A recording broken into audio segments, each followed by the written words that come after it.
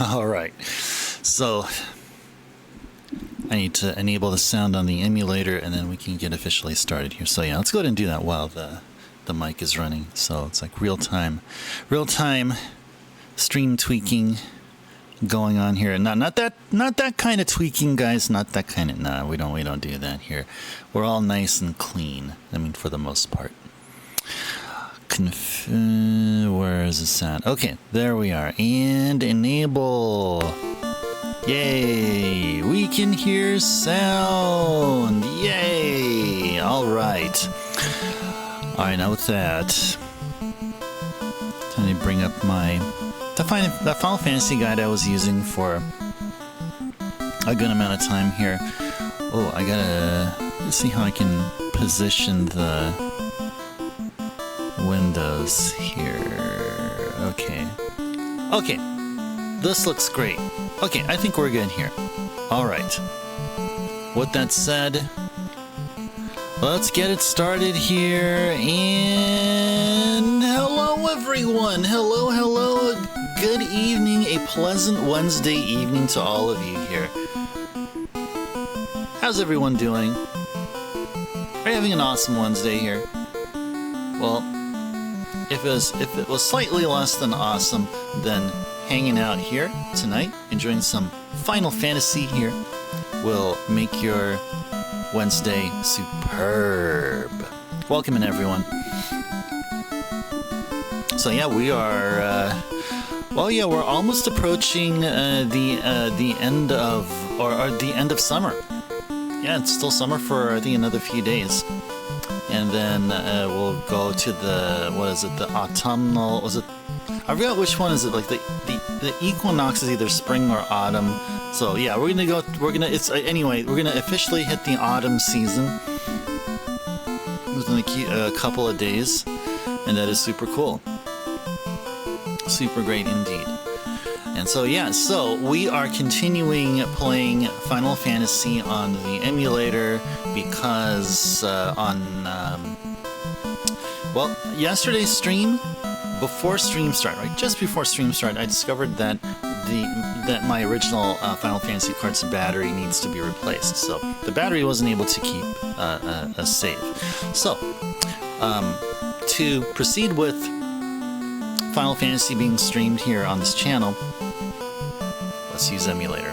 Using emulator as a last resort, guys. I mean, out of all the games in my library, there are going to be bound to be some that aren't going to work like 100% functionally. I mean, the gameplay could be fine. I guess I can be able to do a single session playthrough of Final Fantasy 1, maybe with the help of a Game Genie, and just never save and then power off and then power back on the console. That can be one thing we can do. Yeah, that is possible. We can definitely revisit any Final Fantasy game, particularly the NES, Famicom, and the Super Nintendo ones. And Super Famicom, I guess if we're going to count Final Fantasy V. Do like a single session, single stream playthrough from start to finish via the help of the Game Genie. I mean, we can do something like that for sure. Is there anything else to update you guys with? No, I don't think there is. No, I think we're all good. I love that I'm not seeing any dropped frames at all. Yeah, that's thanks to streamer here remembering to do a modem power cycle prior to stream, and that's how we get this awesome smooth streaming experience to you all. And let's go ahead and without any further delay, let's get going here with the game. Let me go ahead and get focused onto the emulator window so the sound will stutter a bit. There, okay. And I just want to make sure, actually we're going to probably do this one more time. Yeah, that stutter one more time. Okay, now with that said, let's see where we're at here. Let's get going. Okay, so level 7, we're about to go to the Cave of Marsh. There is a suggestion to, or a recommendation, that is, a recommendation to buy a bunch of heal potions and some pure potions. And we don't own any of them. So I think we should start working on getting them potions and also possibly the spells.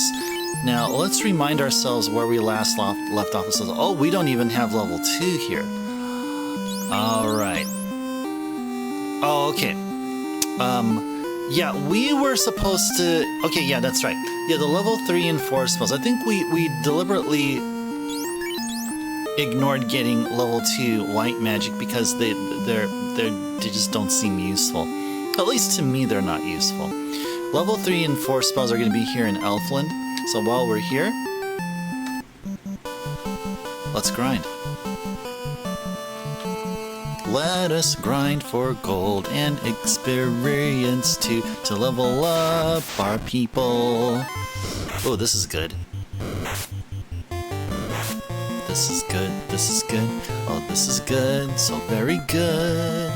Ba-da-ba-ba. Fire 2.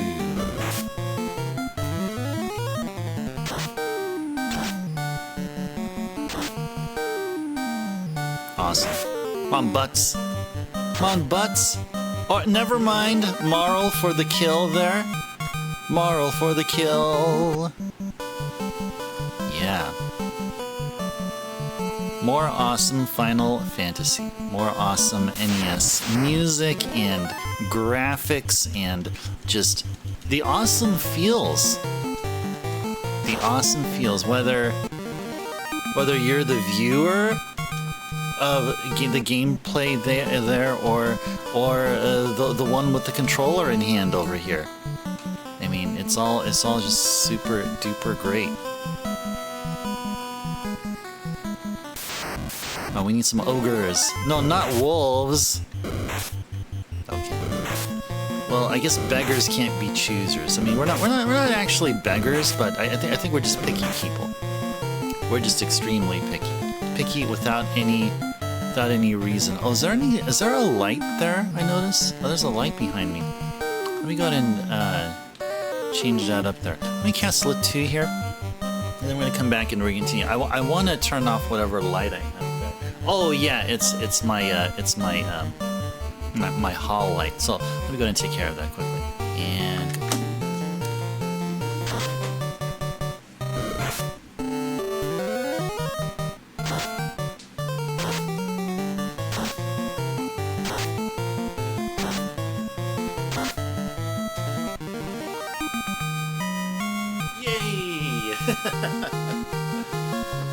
good timing here.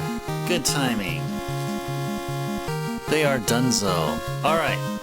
Yeah, it looks a bit better here.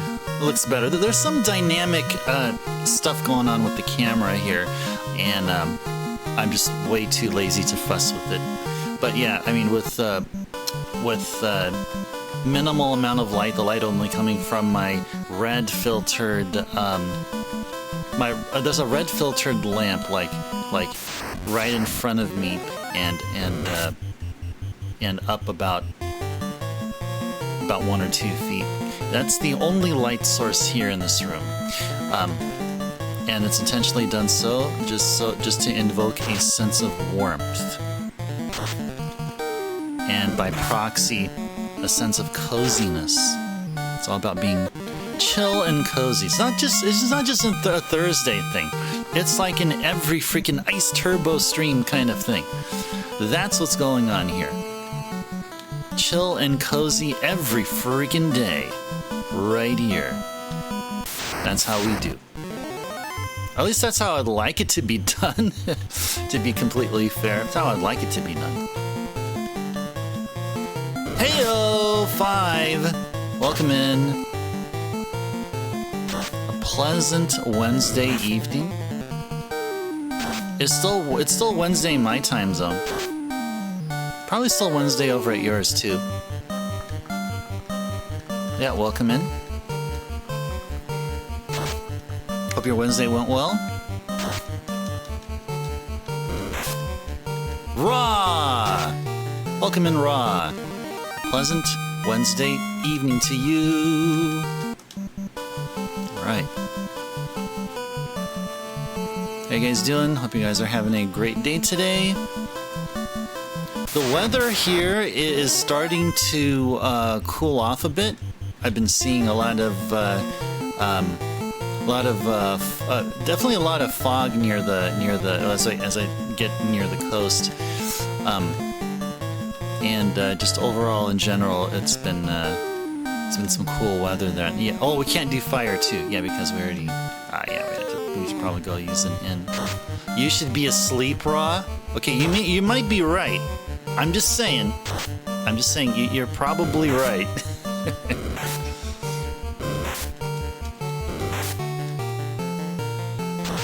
You know, maybe as a consequence of having, you know, this like warm lighting here. I mean, only what you see here on camera. As a consequence, it'll make people want to go to sleep. But if I was like if I had something like blue light shining here, like it's all blue and some cold color, then I'm thinking psychologically, what that would do is it'll keep people awake. At least that's what my theory is. So the whole point of having a warm light here is, well, I mean, it's not intended to make people go to sleep, but just to have a really like a cozy atmosphere, like a welcoming atmosphere. Oh, you got to get up at 4 a.m. Oh my gosh. Well, you know, I'll tell you this. I mean, I mean, there is this nominal amount of 8 hours of sleep, right? But there are those that can actually go with less than 8 and just be perfectly, you know, functioning individuals. You know, case in point myself, I definitely don't get you know, 8 hours of sleep on the daily basis. No, that's the weekends. That is the weekends for me. Oh, you rarely get 8 hours? Raw? Okay, so I think you kind of sort of know what I mean. But yeah, if you have to get up at 4, like, if it was my schedule, I would try to at least get in 4 hours of sleep, at least 4. If it's less than 4, then I know that like it won't be just a productive outing in my on my bed, you know. You get like 3 or 4 hours. Okay. Yeah, 3 can sometimes work. 5 is now lurking. It is now official because 5 used the Nightbot command, so it's official. 5 is now lurking. Yeah, as long as like I mean, for me, like if it was 3 or 4 for me, I try to at least get a bunch of 4-hour sleeps, 4-hour sleeps, as much as possible. And of course, sometimes 3 is just not. 3 is can't be avoided. But yeah, my thing is Monday.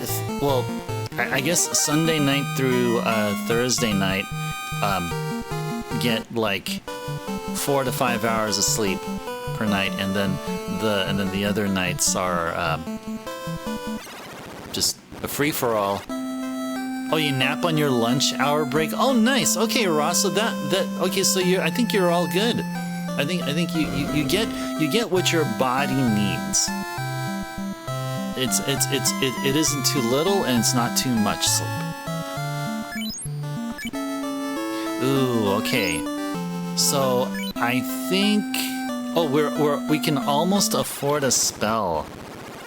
Dude, we can almost afford a spell. To remember which button is to save state there. Okay. So this is what I heard. I don't know if I've ever said this on stream, but I did say to my friends at work.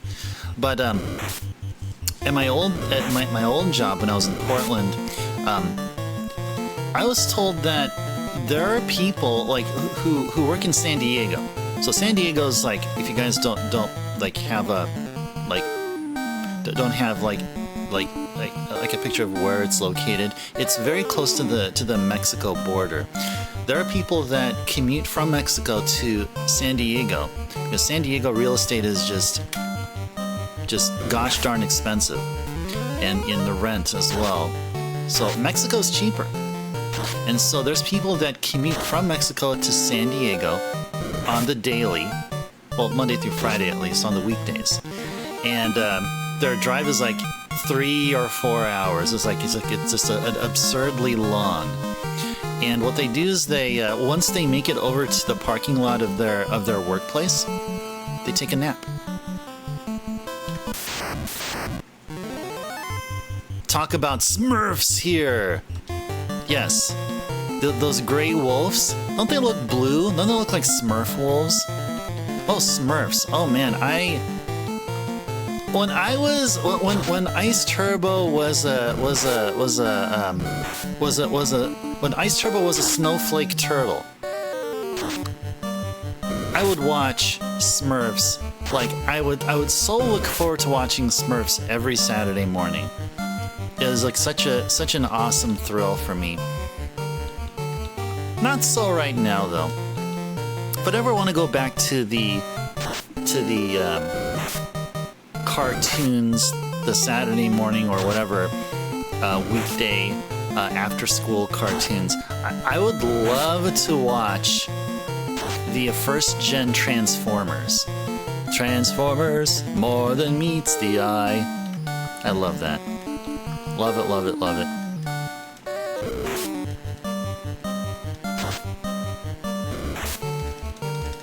Yeah, Smurfs was more of a... Smurfs was more of like a kindergarten, first grade, second grade-ish, I think. Oh, Thundercats? I remember Thundercats. Yeah, Thundercats. Yeah, Thundercats. Oh! Thundercats are on the move. Thundercats are loose. Yeah. I remember somebody commented on a CVS2 a playthrough when I was using a custom colored cami, and she was like all gold, like all yellowish gold, and someone commented that she looks like one of the Thundercats. I forgot what her name was. She was like the cheetah. Whatever her name. I don't remember what her name is. Captain Planet.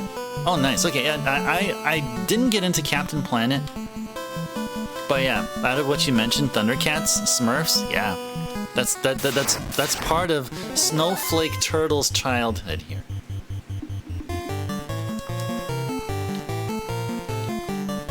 Ba-da-ba-ba. Now come on, I want to ask you a question.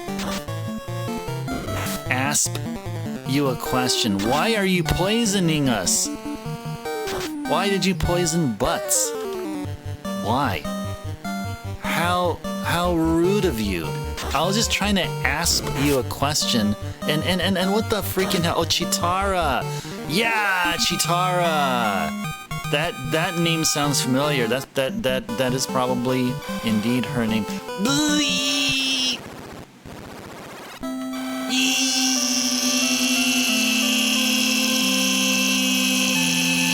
I can't do it as well as the game. I'm sorry. I mean, I can't give you like that low quality buzz sound. The game just gives you awesome music in ways you can't imagine until watching the stream. Okay, pure. Yeah, so we definitely need a good amount of pures before we start hauling our butt over to the Marsh Cave, for sure. Snarf? Oh, Snarf was in Thundercats, right? Snarf was like was he like a jester kind of character? Kind of like the Teddy in Persona 4 or something? Like that kind of character, like a goof-off? Kind of? Yeah, it's just coming to me. You said the word Snarf, and all of a sudden, stuff started happening here. Okay, awesome. Okay, let's cure our peeps here. Let's cure Blutz and Furp. Blutz and Furp, yeah. Yeah. Alright, and let's move our characters. So what are we going to do here? We'll do this, and then we'll do this. Cool. Oh, how much gold do we have? 17, okay. Okay, now where did we leave off? We wanted to get... Oh yeah, we wanted to get some level 3 white magic. We got the level 3 black magic, but it's now time to get one level 3 white magic, because we can afford that. Oh, he's more of their cook? Oh, because he was wearing a chef's apron, right? Did he, like, mostly wear a chef's apron, like, when he's, like, either not, like, in battle mode, or, like, when they're chilling? Like when they're in headquarters or something like that. I might be misremembering. Yeah, please correct me if any of what I'm saying is total crap. About to say total poo, but I can't be talking down on our black belt here. Okay, so cure 2 or harm 2? Well, it's obviously cure 2. Obviously cure 2. And we see him always in the kitchen as well. Yeah, that makes sense. To like all this stuff that my brain is trying to tell me. Well, that just sounded weird. Okay, let's go to the inn. Let's save. So yeah, this is just a grind session. Few things here. Getting our characters' levels up and grinding for gold. The more ogre encounters we get, the better. Like this. Although it's better if we don't get ambushed. But yeah, as we start leveling up, then we won't be worrying about. We won't be worrying about this ambush nonsense here. Yeah, and I think, yeah, Fire 2. I think if Flarp levels up, I think Flarp can be able to do three level 3s. You're also huge into Cat Dog? I don't remember Cat Dog. I do not remember Cat Dog.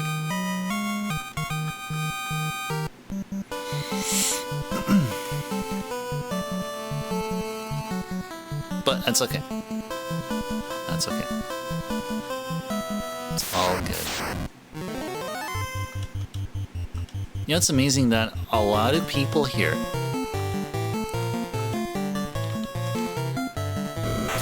are into a lot of the things that streamers do.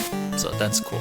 That is great. That's not a prerequisite to hanging out here at all. Share your awesome experiences, how they vary amongst all of us here, including myself. It's a beautiful thing.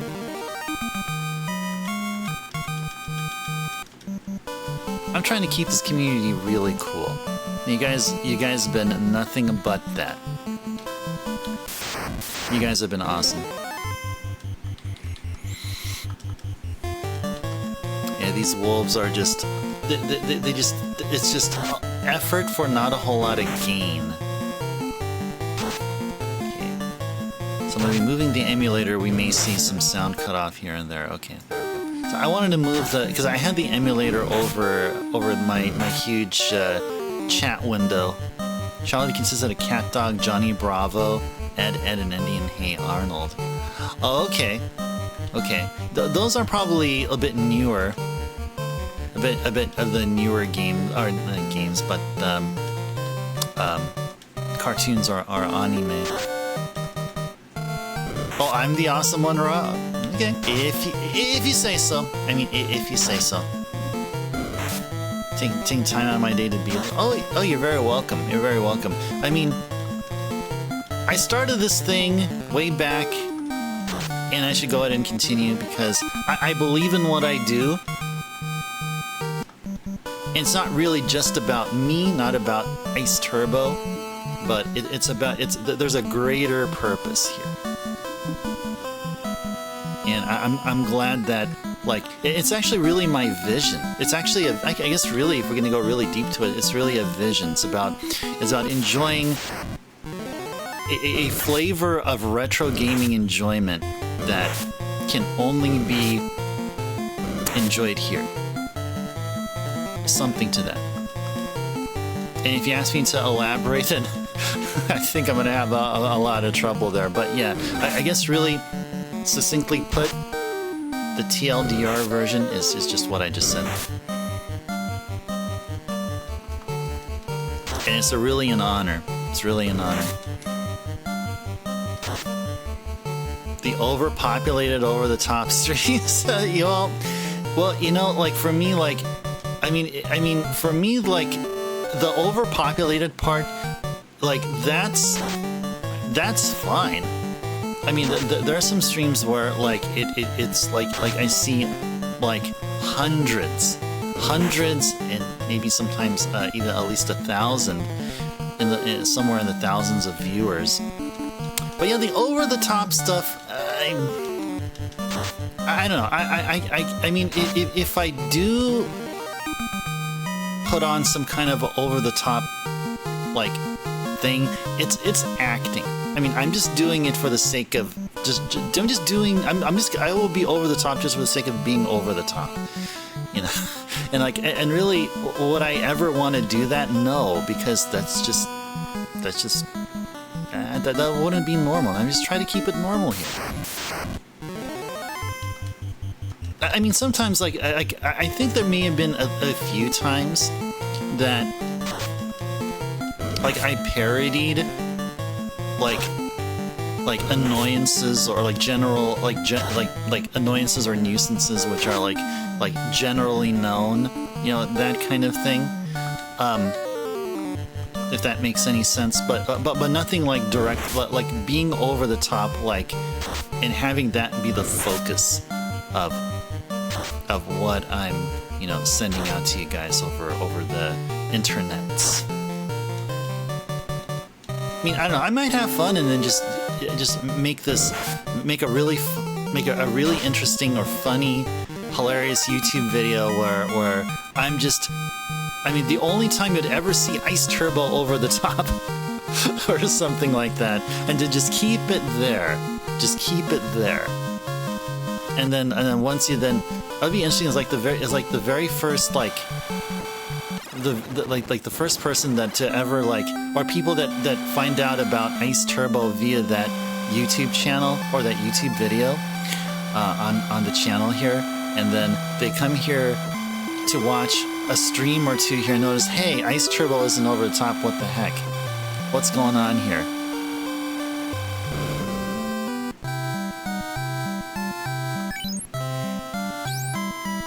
How many people are down? Oh, 2 are down. Okay, then 2 pure potions need to be bought. Ew. Yeah, that's right here, and bam, and whoops. What does it say? Beautiful music fills the air? Okay. Okay, let me move the thing to the right here so I could read what you were saying there. Okay. You love to stream as a full-time job, but the issue is, like, hundreds of people for you feels like don't have that connection with the community. You want to have a connection with everyone as a part of your community. Yeah, full-time job. That is the dream. That's like like doing something which is seemingly effortless and getting paid a good amount of money. What the heck am I doing here? What am I doing? I'm supposed to... Okay, come on. I... What the heck? Okay, maybe... Okay, let me first finish what you're saying, or finish reading what you just said here. Hundreds of people don't have that connection. Well, I guess that goes with the territory. I mean, you know, like your brain can only process so much. You know, I mean, I mean, really, like, multitasking is possible, but there are going to be some, unfortunately, that will slip through the cracks, and I feel like that just goes with the flow. And you know, I would say, like, if I ever was in that situation, then I would just have to accept it, and just, you know, just interact as best as I can with everyone. That I mean, as best. Without people can clearly see that being over the top for views and not really who they are. Yeah. I may have not run into a lot of people which are just discreetly, like, over the top. There's some that are kind of both, but yeah, I mean, they both show their kind-natured side, like their real side. But then at the same time, this Twitch channel is a business, so hey, I can take advantage of what I can be able to do here for the clicks. I can be my overly selfish side and you know, do some really crazy antics for the monies. So I can't really blame them, though. I mean, to be honest, I really can't blame them.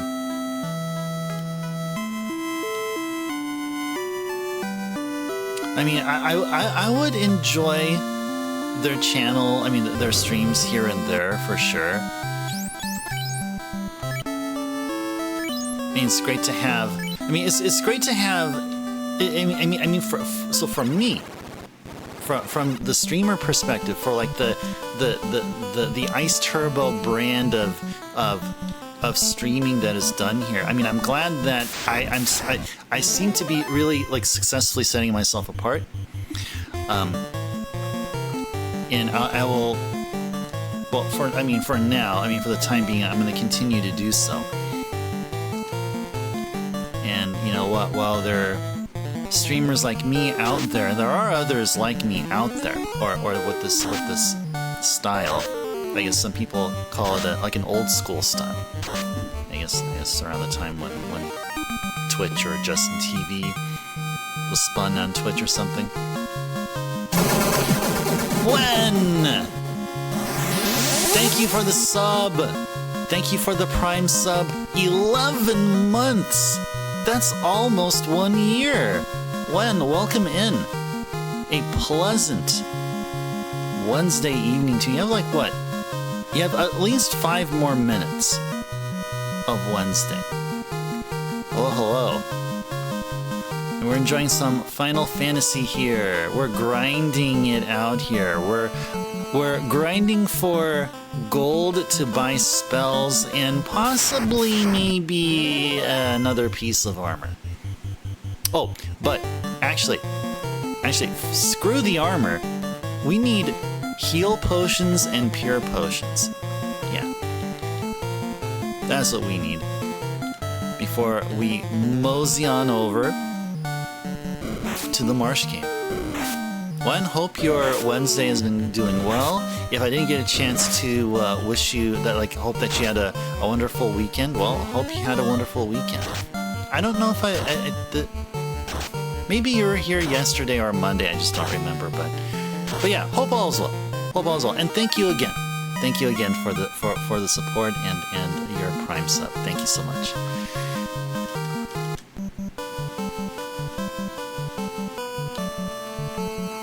Who's the number 2 position? Nice observation, Raw. That's a really good observation. Oh man, that already made my night already. I mean, we're not even an hour into streaming. Already my night was made. That's kind of crappy for me. Yeah, it's crappy for him, but yeah, I can't follow that. I apologize, I can't follow that.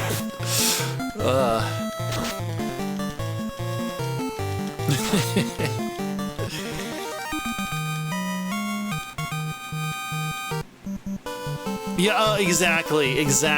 Yes, exactly. Exactly.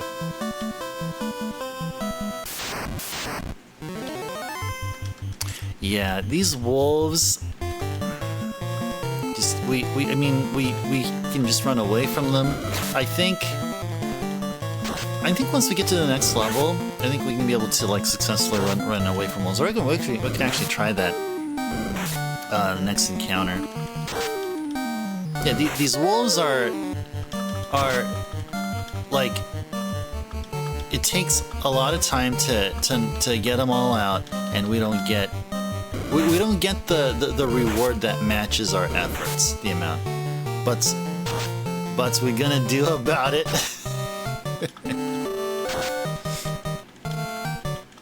Yeah, butts, poo, and flarp.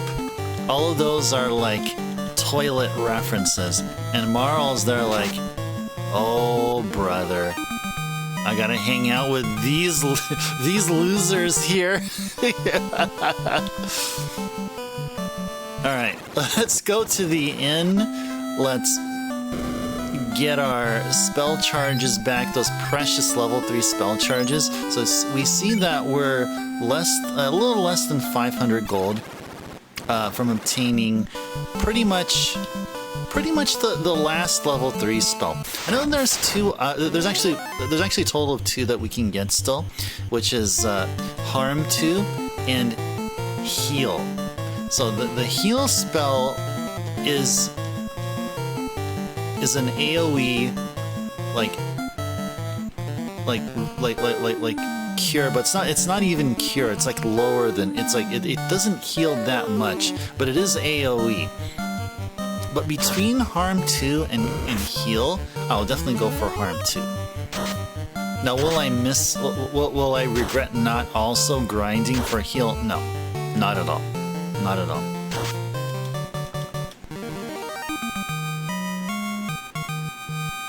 He's like, why can't I have been adopted by a normal family? Poor Marl. Aw, poor Marl.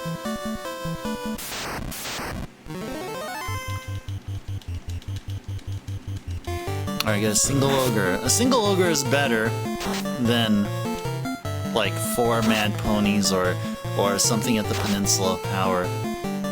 Flux! Welcome in! Oh, so I hope you had a wonderful Wednesday. It's already the start of Thursday for most people here. Ah, Flux, you don't have to say that. No, what was I to say? Yeah, it's already. I'm actually. I'm actually a bit surprised that even like right now, I have lots of East Coast people here in chat or viewing my stream here. That's interesting, because you guys, it's already in the wee hours of the night. And you guys want to enjoy some Ice Turbo brand of retro gaming goodness? Man, you guys rock. Yeah, it is 00:00. Yes, it is 0-100 hours. I think that's how they say it. I think that's how it was said in Star Trek. The military time. I think it's still called military time. The 24-hour. The 24-hour clock. You never watched my stream outside the bed. Okay, well see that makes sense, because around those hours of the night, yeah, people would be. Unless you're working the graveyard shift or something, yeah, you guys would be like snuggling up and getting cozy, like in whatever your surface of preference to sleep on. 3-hour difference, yeah, East Coast, yeah, Flux. I mean, you're one of many that are. I mean, if not East Coast, I think there's a central Standard Time person here, and and a handful of Pacific timers, just like me.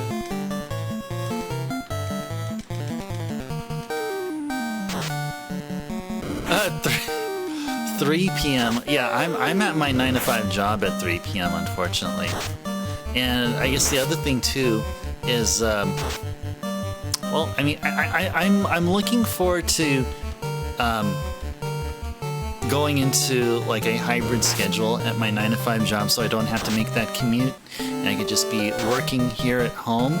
And once my 9 to 5 shift is over, I can be able to start stream a bit earlier. Can't start it as early as 3 p.m. unfortunately. Like, however, like the best case scenario would be that I can start my stream at 6 p.m.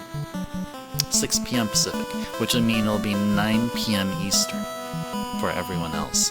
That is like the best case scenario that can play out. I guess like, well, probably not anytime this month, but in the upcoming months, I'm going to see if I can be able to work out a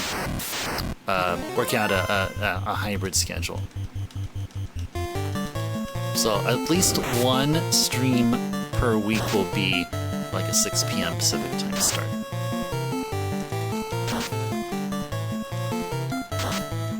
Submit a formal complaint. Yeah, please submit that complaint to my 9 to 5 employer. Yeah, tell them,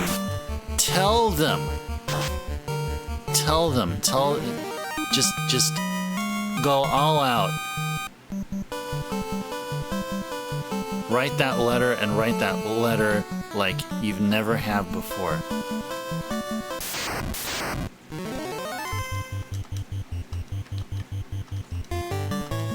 And if you need anything proofread, just shoot it back to me, and I'll work it out with you. Yeah, no problem. Should be all good.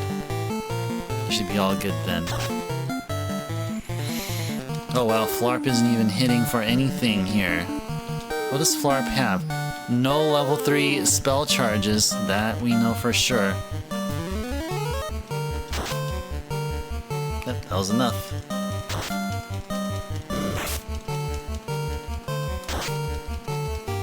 Good stuff.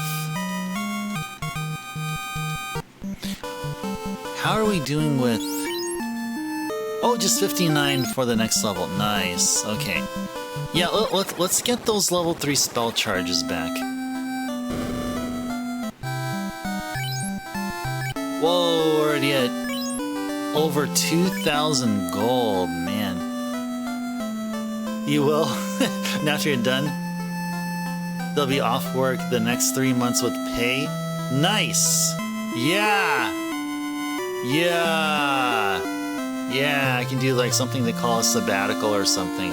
I get an early one. Like 2 months. If you can make it 3, that's awesome. I think the max I can do is like 2 months with pay. That's legit what companies do. I highly doubt my employer would do that, but I do appreciate your effort, and maybe you'll convince them and say, yeah, this guy here who goes by Ice Turbo on Twitch and YouTube deserves months of paid leave just so they can do this awesome thing called retro gaming goodness. Yeah. Oh yeah. Yeah, we're like, what, about 60 away from the next level. So let's get those 60 here, and then, yeah, just let's run away here. Get the freaking heck out of here.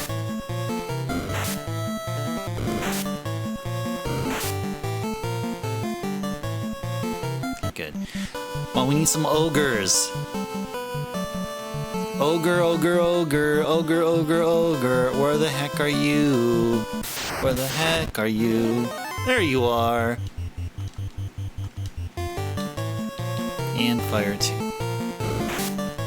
You're like, he's receiving an award, he deserves 3 months off. Yeah, indeed, let's do that. That may actually work. It may actually work. I've been putting in some good work, some good effort, some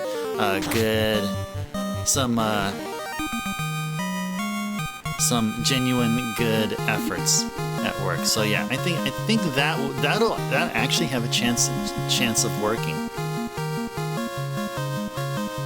Yay, butts. 219 HP. Yay.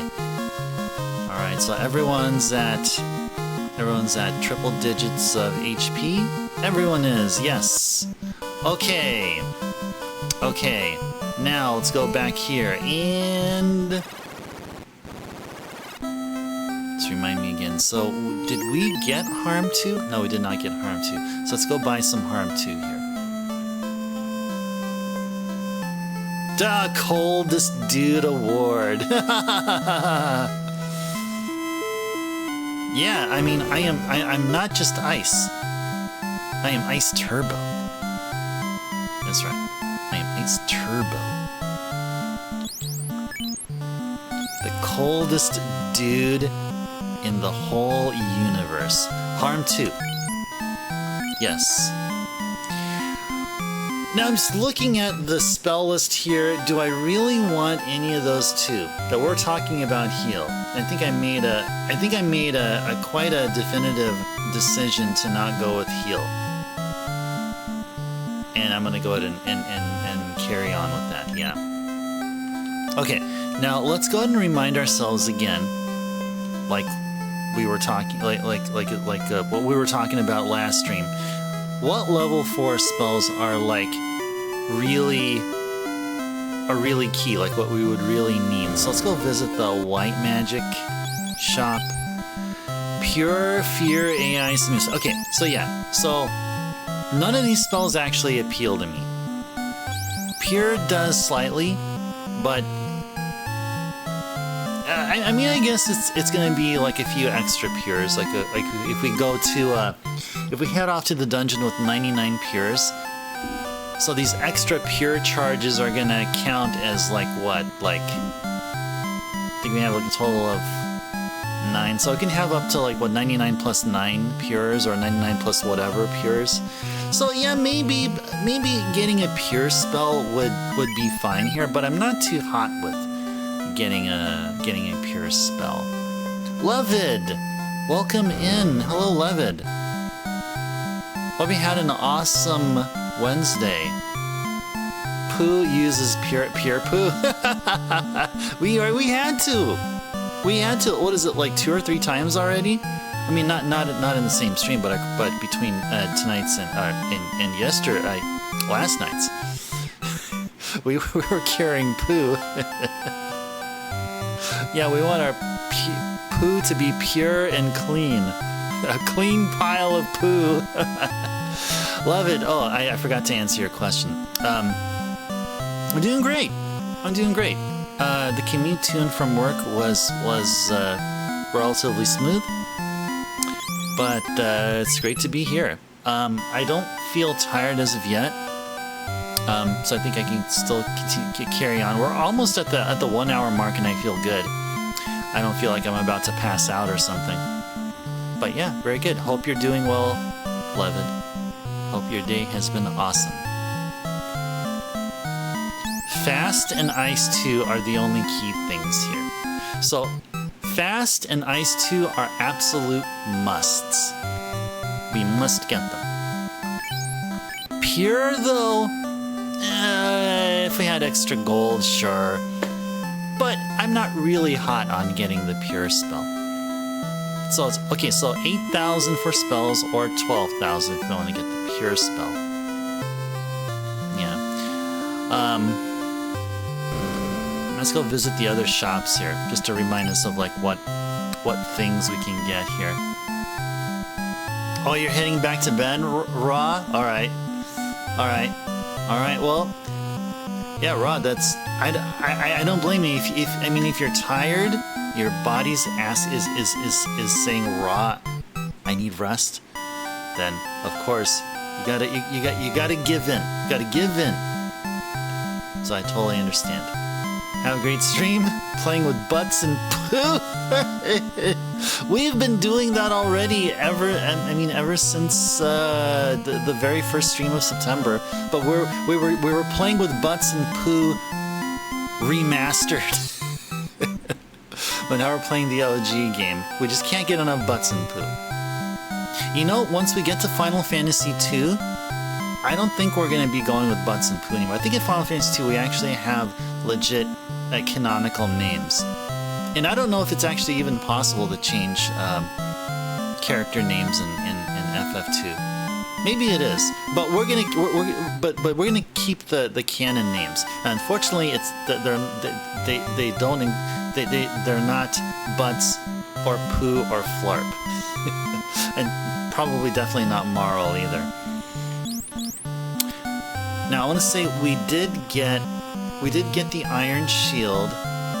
I want to get some copper bracelets. Does everyone have caps or a wooden helmet? Yeah, let's go back and check what everyone is equipped with here. Yeah, everyone is good except maybe we can get a copper bracelet or two. But I think those are actually going to be useful for the mages. Oh, and we also have a short sword here. That's right, there's a short sword. We haven't got a short sword yet, haven't we? Let me go check the weapons here. I definitely... Oh, we did! We did! Final Fantasy II Toe and Foot? You like the house? You'll take it? Nice. Are you gonna take it just as is? You don't want to have it go through an appraiser or do any like roof inspections, pest reports, anything like that? You trust that the plumbing is adequately done? Maybe?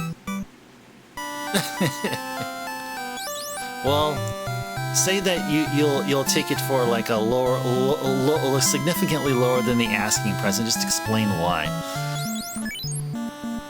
Oh, it's the silver sword. Okay, yeah, it's not the short sword. It's the other sword that has the name starting with the letter S, the silver sword.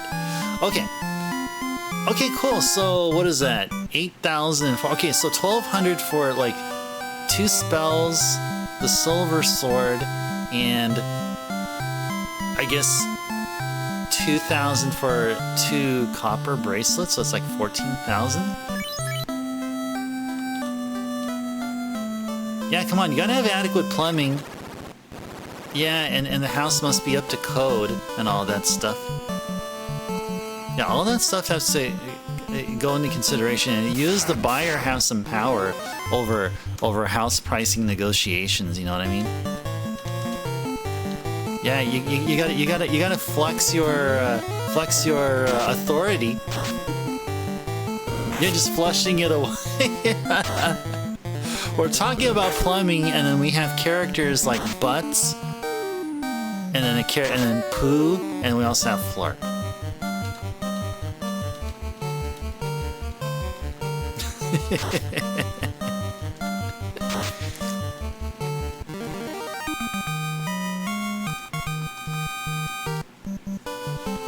Oh, but I gotta say, we haven't visited all the towns just yet. So if you guys are looking forward to the 8-bit OG version of not Disgaea, but Gaia, let's just say Disgaea. Yeah, hold on to your seats. Stay tuned. We will get. I don't think we'll get to Gaia tonight. I think we're gonna be way too busy. We may actually get to the Earth Fiend tonight. That's how I feel. We'll just get to the Earth Fiend. We won't have. I don't think we'll have enough time to get the floater or go to the ice cave. Maybe the ice cave will be a thing we'll do next stream. Not tomorrow. Tomorrow's Thursday, but on next Monday. Flarp better not fart, or he might poo. Oh man. Oh man. You know, I don't regret naming our black mage Flarp, but they really should be called Vivi, right? Really. Makes so much sense. all black mages, or if you at least have one black mage in your party here, they have to be called Vivi.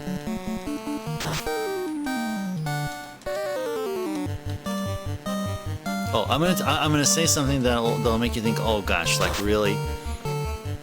So, way back in the day, when I was playing Final Fantasy 1, probably like the first time and like subsequent times shortly after, I wouldn't like when I was prompted naming my characters here, I didn't go out of my way to get to use like really like inventive like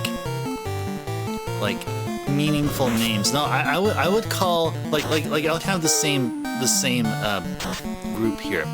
So my fighter would just be called Fight. My black belt would just be called Belt. White mage would just be called White. And you want to guess what the black mage was called?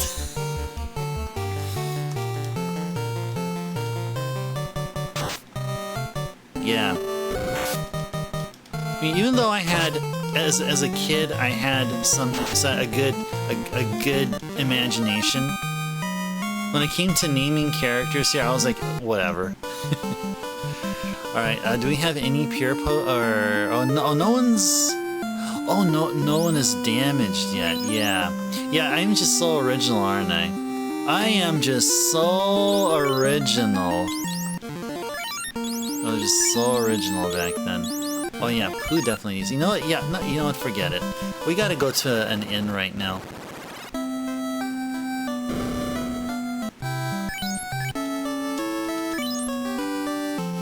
Okay, that 1500. Hello. It means that we're 2,500 short from a level 4 spell. Hey there, Captain! And thank you so much for the sub! Wow, 18 months! I still won, hey. Hey, wow, 18 months. That's like a year and a half. A year and a half support. Dude, you're so awesome. And welcome in, Captain. Hope you had a wonderful Wednesday. I said had. And yeah, welcome in. Hope your day was an awesome one. I was glad to see you over here joining us here. Yeah, I was saying, yeah, Captain, you are amongst a fairly large amount of people here that frequent the channel here, that they make their presence known here in chat, which are in the Eastern time zone. You East Coasters rock. You guys rock.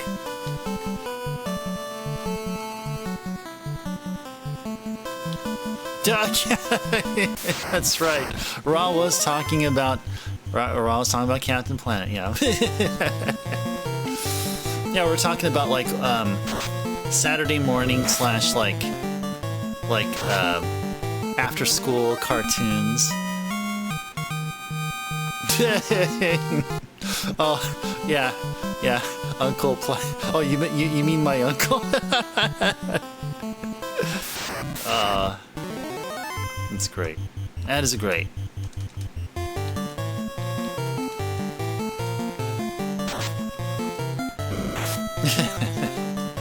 He's like, yeah, you know him as Captain Planet, but to me he's my uncle.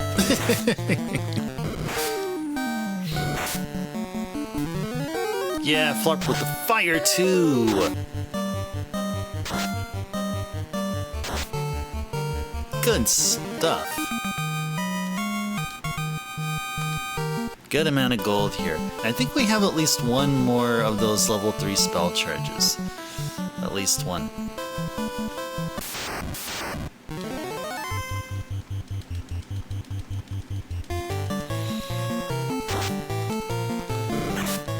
Yeah, so that inline text I have there below the banner. Peninsula power is good, but not when under leveled. Yeah. So that is just a kind note to myself that I left there to remind me that yeah, we should be focusing on I mean, most importantly, we should focus on the story progression. But we should try to visit the Peninsula of Power sometime soon,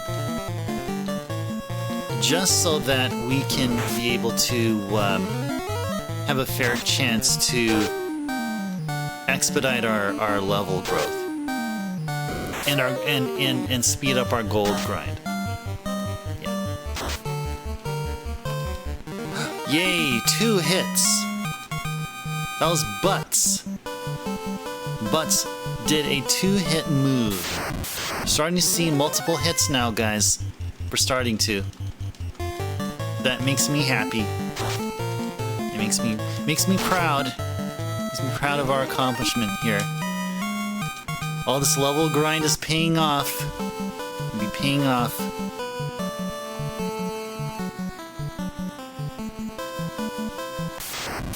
Now, I bet once we start doing triple hits or 3 hits from Butts, I think around that time, we should be, I feel like we should be set for surviving the Peninsula of Power, I think.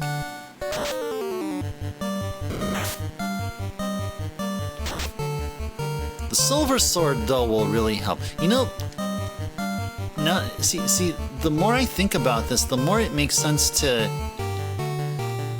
get the Silver Sword as like the first thing we'll get with our 4,000 gold, and then we can then focus on the level 4 spells later.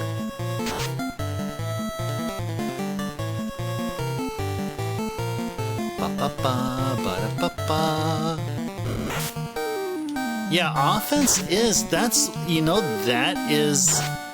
it's always a good like initial investment. Like really, if we talk about an investment like if we were given a choice of what to strengthen within our party between offense and defense, offense is always the best choice to focus on. Like if it's the first thing to build within a party's set of stat values or something like that. Yeah, because offense, a better offense guarantees, I mean, for obvious reasons, quicker battles.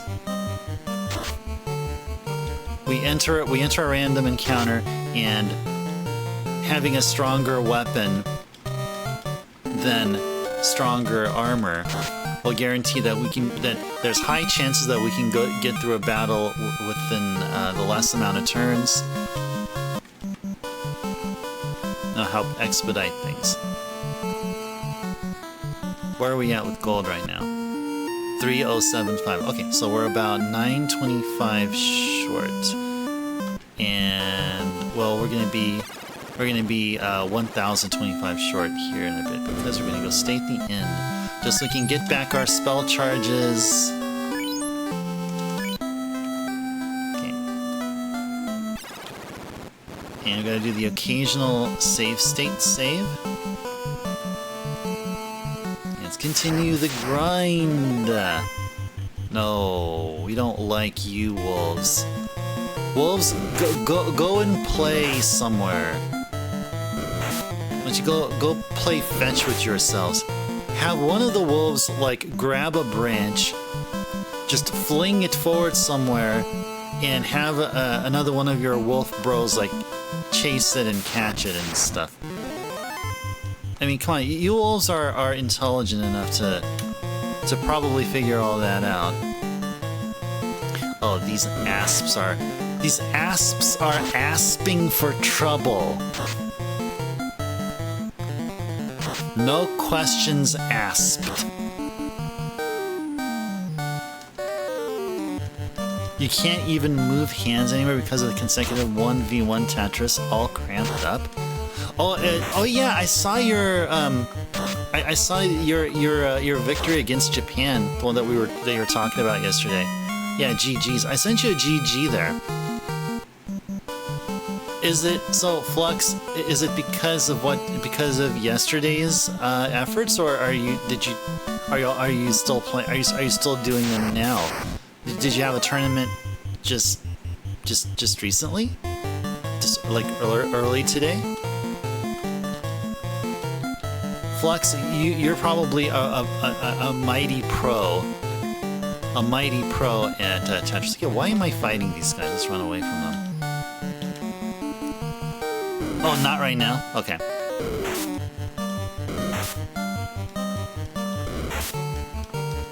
Has anyone ever played Tetris the Grandmaster Challenge? I mean, I've seen some expert players. Man, those Tetris pieces drop like super duper quick.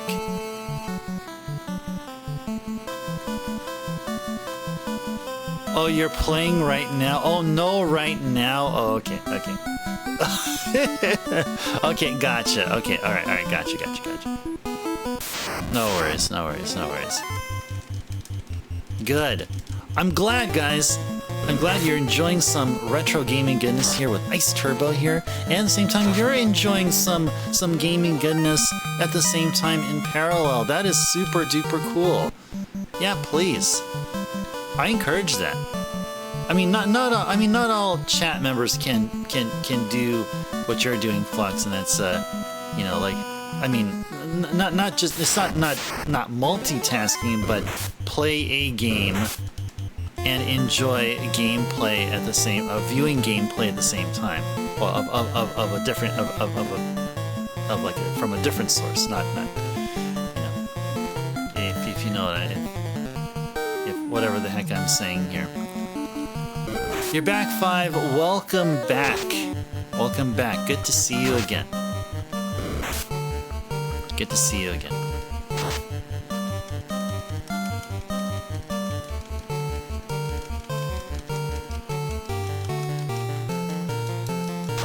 These asps are aspiring to be annoyances. You're a Tetris oldie, Flux? From the old Game Boy days? The modern Tetris is very different. Oh man, yeah, the old Game Boy Tetris, that's isn't that really like an enhanced port of the NES Tetris, or the Tetris that I mean the Western audience is familiar with, right? At least that was my take. How's the stream, 5? So far so good. Let me do a quick check here. No dropped frames. We're doing fine. I'm not passing out due to tiredness, so I'm all good. So yeah, in general, I think everything's going gravy. Going gravy. What was I doing here? Okay, let's get a few screens up here back. So you're gonna hear a bit of stutter in the sound. There, because I'm just refocusing the emulator. All right, by few pures.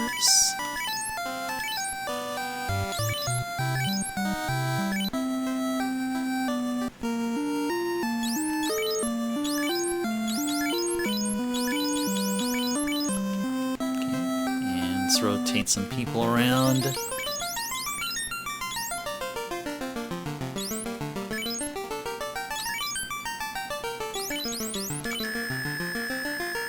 You like modern Tetris more?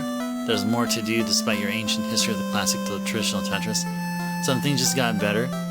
Oh, Flux, what do you think of Puyo Tetris?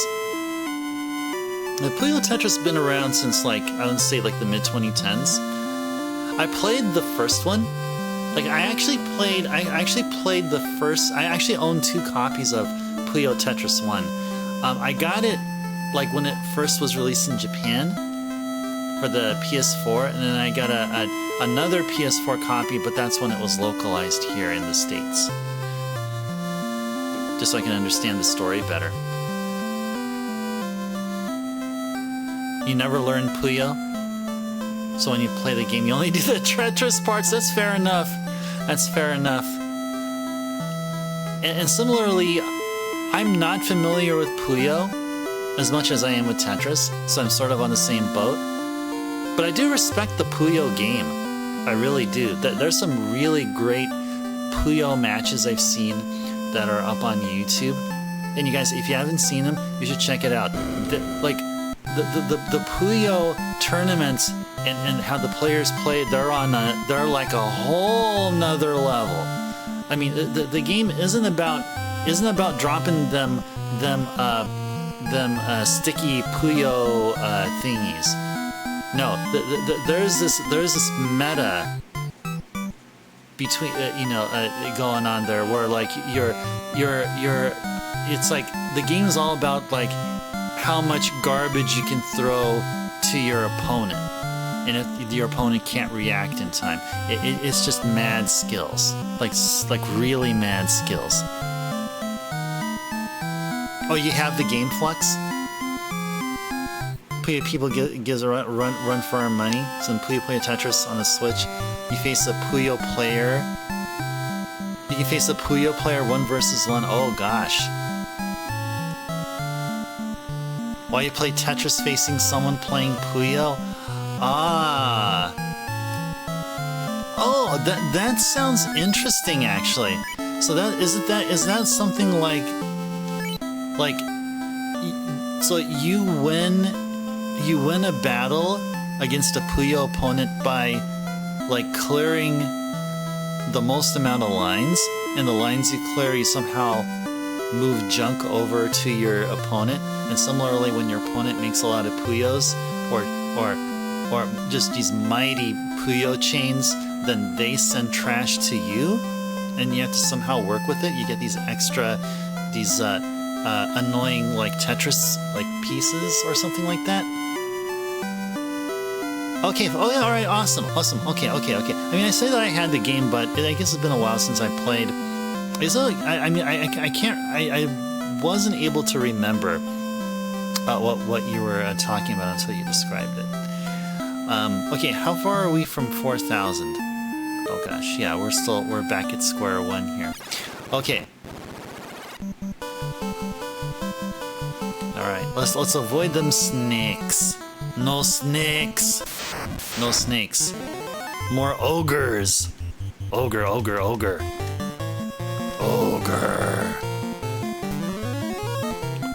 There's even a game mode where you play a combined Tetris Puyo board? Really? Huh. That is crazy. I mean, from a distance, a Tetris Puyo hybrid is just bizarre.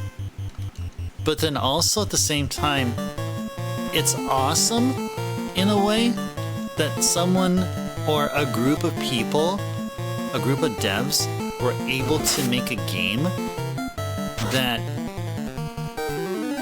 seemed to I guess do it right.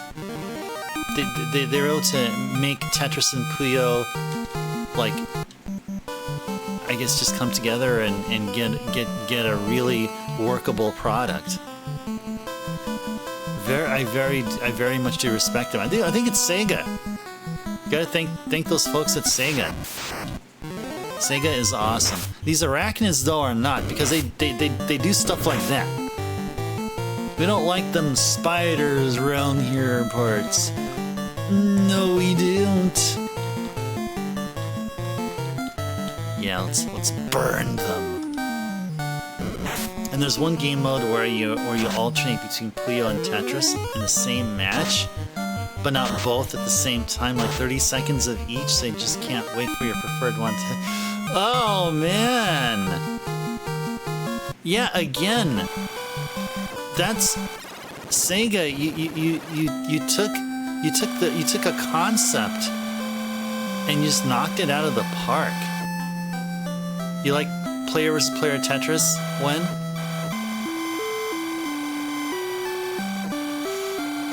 Yeah, there's a bunch of Tetris games out there. A bunch of Tetris games, but I think the one that most people know,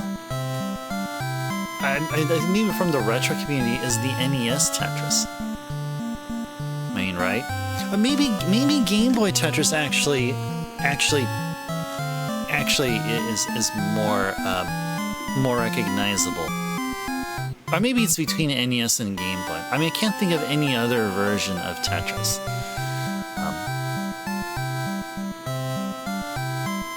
Yeah, can't really think of any other version of Tetris. Guess what the problem with all this is? What, tell me? Whether Puyo Tetris or Tetris Effect or anything. Ah! It's the servers! Oh, someone was talking about that last stream. Flux, was it you talking about this? But we were talking about, what was it, the peer-to-peer? Oh, it was, somebody or you were talking about Mario Tennis Aces.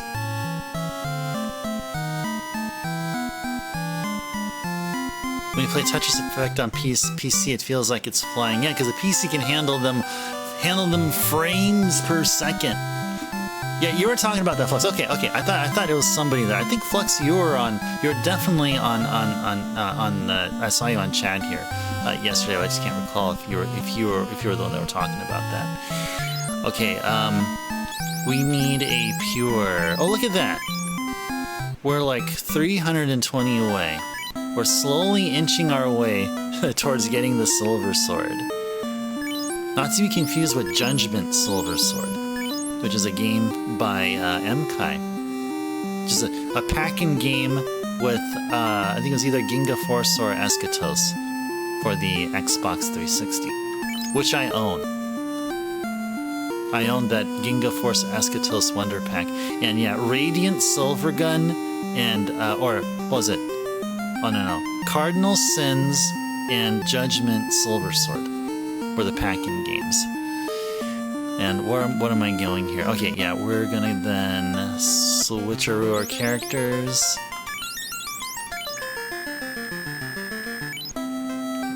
Okay. Oh, how are we doing with magic? Awful. Flarp has no level 3 charges. We gotta do something about that. Stayed in. I wish we can be able to just kindly ask asps and arachnids just to take a day off. So let us peacefully encounter only ogres. Only ogres. Maybe we should just hang out here. Maybe screw the forest. Oh, never mind. Maybe we should chill in the forest then.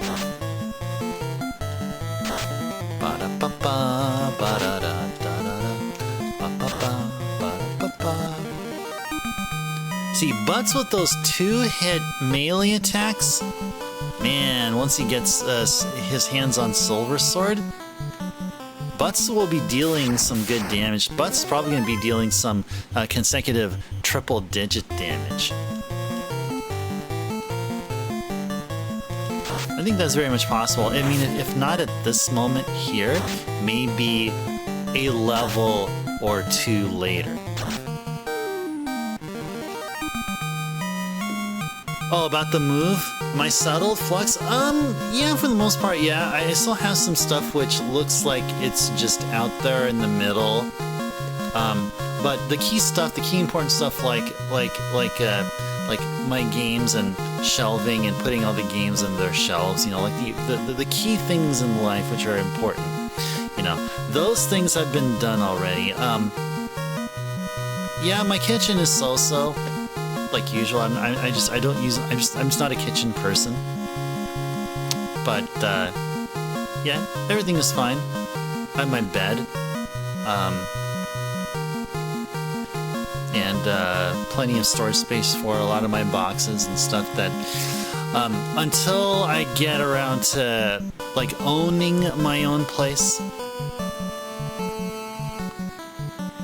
Oh, you miss my old place, Flux? Really? You like you liked how everything looked like here when I was in Portland?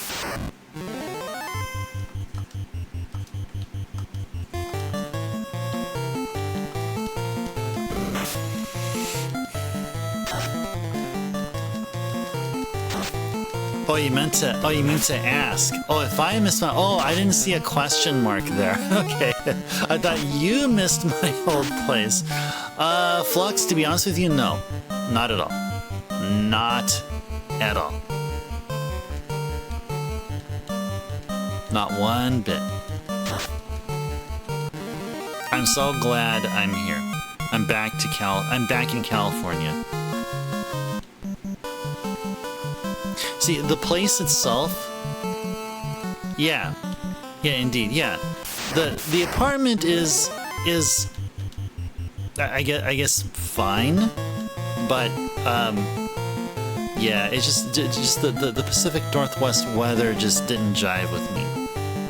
So that's why I'm just so glad I'm back here in California. And no plans of moving out. I mean, unless I visit Vegas for I don't know, maybe there's a TwitchCon happening, or it has happened, which I unfortunately will have to miss. But yeah, I may fly over to Vegas next year and spend a weekend there. I think sometime around May. And if there's going to be another TwitchCon, and if it'll be in Vegas again, like it was this year, then I'll probably take another trip to Vegas.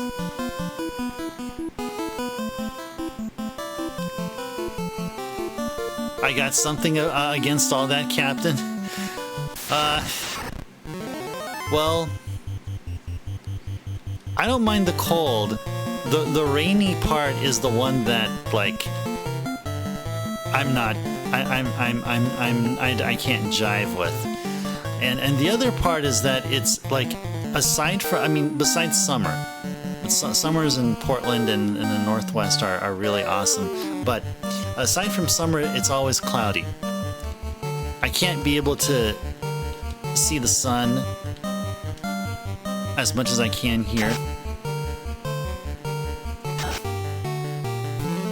So I can't say that crappy is sort of, sort of general, but the specific parts, the specific things that I'm against is, yeah, the rainy weather. And they're also random weather. So sometimes out of nowhere there's hail that happens here and there. So the randomness, the raininess, the randomness, and this forever blanket, this gray blanket above our heads. It's never nice and rainy. Yeah, maybe not in reality, but yeah, like maybe in movies, yeah, or something. When it's something that is not based on reality, yeah, I mean, yeah, you can say, yeah, rain is really nice. The only time it's nice when it rains is when you're, I don't know, when you're planting crops in a farm, I guess, and like these crops or whatever, like really thrive in rain. I think, no, actually, I don't think so, because, I mean, even with the most thirstiest of plants or crops that you plant, I mean, a daily dose of rain is still overkill. So yeah, I agree. Yeah, never nice and rainy. Never. Now, can it be rainy and sunny at the same time? Well, it can't be all sunny. But that would be weird. Wait, I don't know where I was going with that. No, never mind. Whatever I just said, just never mind. Oh my gosh, we got 5,000. Okay, let's get ourselves the silver sword. You guys had spring, summer days when it was bright outside, rainy, and the rain is warm and to the point hot. Wow, you know, that reminds me of New York. I visited New York many years ago. I think it was in August, and I went to see a Yankees game. And at that time, it was the old Yankee Stadium. And yeah, at that time, it was like, it was like really humid. It started to rain, and the rain felt warm. It wasn't hot like what you're describing, Captain, but it was freaking warm. Hey there, Ben. Welcome in. Welcome in. This is Final Fantasy indeed. Yes. Specifically, it's the very first Final Fantasy. And it's on the NES. We're playing it on emulator because, well, the battery on the original cart, my only copy of NES Final Fantasy, just went kaput. And the first stream of this game here from the cart went fine, but then once the following stream started, I couldn't pull up my save. So one of the very rare situations where we're enjoying a game via emulator here, and we're sticking it original hardware all through it. So just to let you know there. Okay. Silver Sword. All right.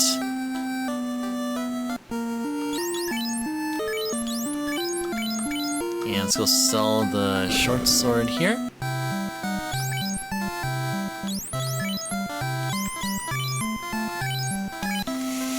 All right. Now that's it for weapons, though, right? Would anyone benefit from anything else? Wait, did we give our black belt the iron nunchucks? Would anyone else benefit from any of these? I'm not sure.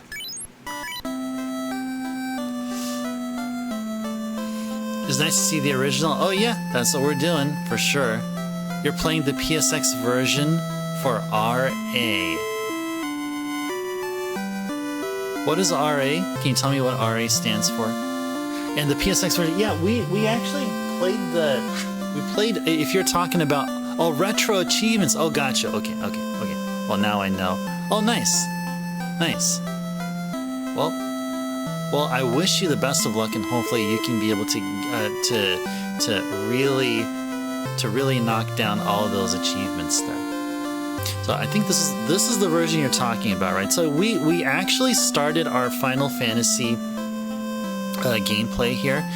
So before starting the NES version here, we played the Origins version, and then after we finish the NES Final Fantasy 1 here, we're then going to switch back to this copy and then play Final Fantasy 2. And then after we get through the Origins version of Final Fantasy 2, then I'm going to bust out my Famicom copy of Final Fantasy 2. And we're going to play that version untranslated. So that will be the plan.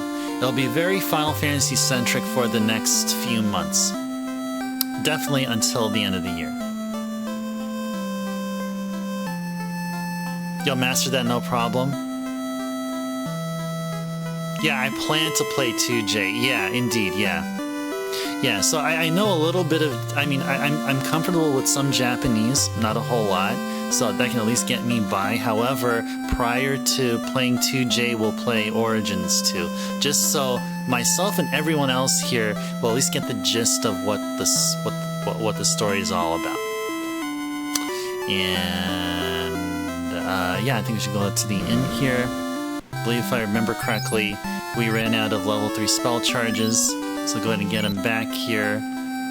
All right, let's go out here, and then let's go ahead and save, and yeah, let's go ahead and buy them level 4 spells. Yeah, we're gonna be spending, oh gosh, we're already about a little over an hour, and all we were doing was grinding, and so I guess we'll do a bit more grinding. Maybe we'll devote this entire stream just for grinding off of ogres. Yeah, that's what I use. Yeah, that's my emulator preference for the NES games. Yeah, that's the only one that I already had like prepped up for streaming. Not a whole lot of prep follow-up that needs to be done. It was just right there. I just had to activate it, and then boom, showed up right there for you guys. So, despite the fact that Final Fantasy here, the original, couldn't keep a save, I am fairly confident that my Famicom copies of 2 and 3 are going to be just perfectly fine. Oh!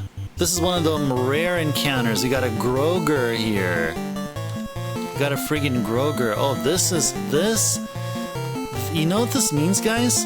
This means lots of gold. Lots of gold. Let's go for it. Yay. That's a great question, Captain.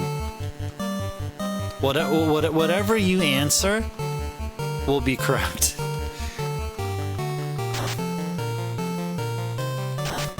I always thought it was great. It never dawned on me though that GR would stand for green.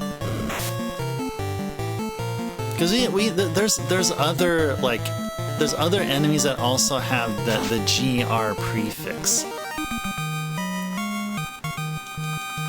And I always assumed it would be great. Oh, you nabbed some repros of 2 and 3J for your NES? Do they have... Oh, thank you for the follow, Ben. Oh, thank you. And enjoy your Cactar follower emote as well, to your heart's content. Oh yeah, what was I about to ask? Yeah, Ben, are you talking about, was that from Castlemania? I think Castlemania brought either this themselves or they were the suppliers of this 2 and 3J repro.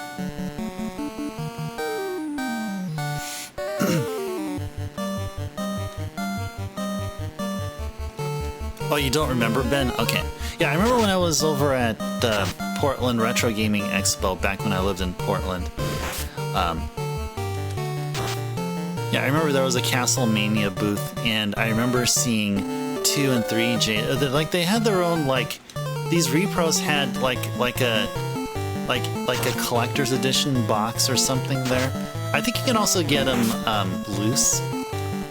But yeah, it looked like a Famicom cart, but twice as lengthy. But no, the carts I have, they're all just individual, and I bought them from Japan.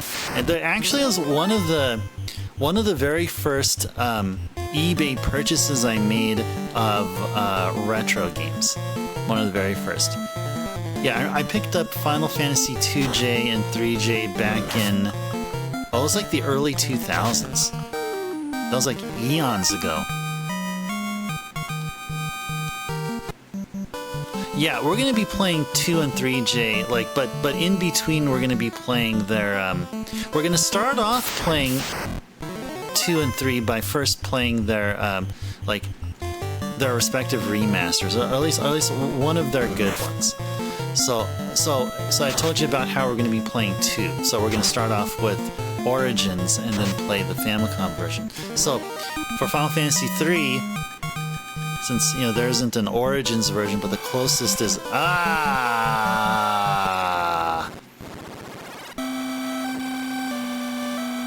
we gotta deal with this first. We gotta deal with this poison.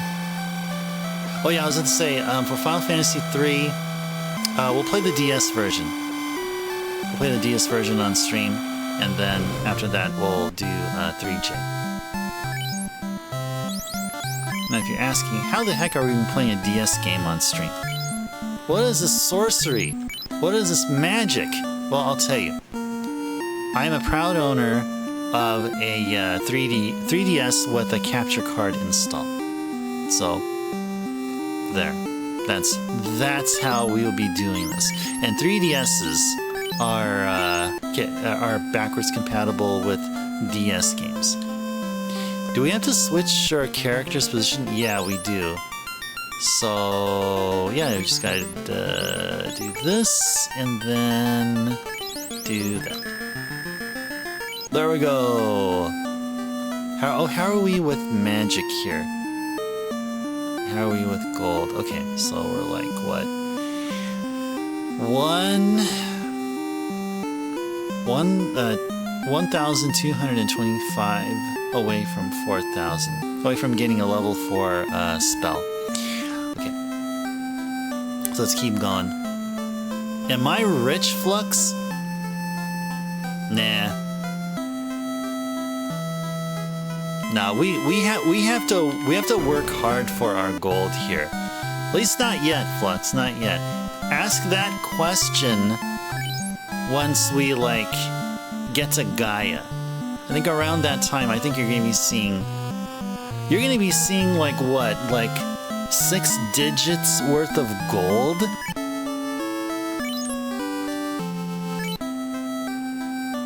Yeah, we had to. We at least we had it.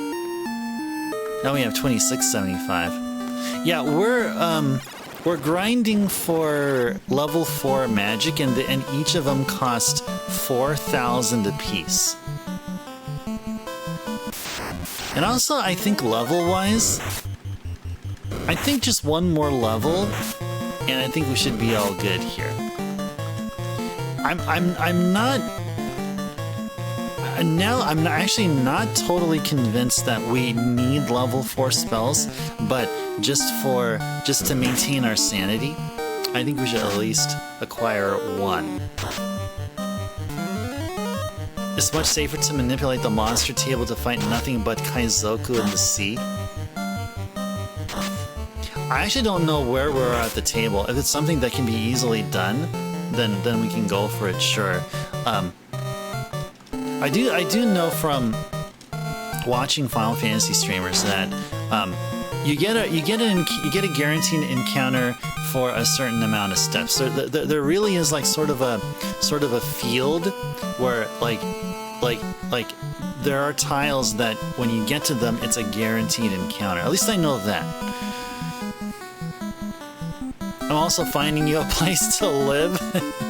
We're definitely gonna find that out for sure. Yes.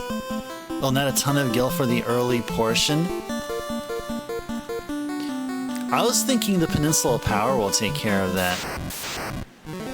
Although it's really risky now. Actually, you know, I think maybe we're about a level or 2 away from like safely taking down zombies. Spoil where or when those occur. Oh, Ben, I mean, I've already played this game many times, so I welcome spoilers. I don't get the impression that anyone else would suffer from any spoilery content. If it's not in this realm, then perhaps the next. Yeah, if it's not in Final Fantasy 1, then stick around, Flux. Once we play Origins Final Fantasy 2, it'll be pretty much new to me, so it'll be an awesome experience for everyone. The gameplay will benefit everyone in many different ways. You're sticking around, Flux? Nice. Yeah, please. Yeah, if you can. If ain't going anywhere. All right. Ain't going anywhere. All right, that's cool. Yeah, but what are Kaizokus here? Don't we have to clear out? Aren't they like in the Melman area? Don't we have to like? Aren't they like through here? Oh yeah, they're here. Yeah, those are the palette swaps of the pirates. Yeah, Kaizoku means pirate in Japanese. it's like you're fighting a pirate or fighting a Kaizoku. And sometimes in my mind it says, well, they're both the same thing.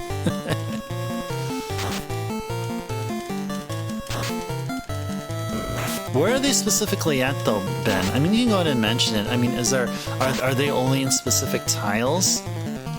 Like if you happen to know exactly where they are, I mean, like can you give like the positioning of where they're at, like relative to like Provoca or Corneria or Elfland? Or they're pretty much just anywhere though, right? Amber! Amber with the raid. Amber, welcome in. And raiders from Amber's channel, welcome in. Guys, how are you guys doing? That is so awesome of you, Amber, there. Let's see what Amber's doing here. What has she been doing, that is? Amber generation.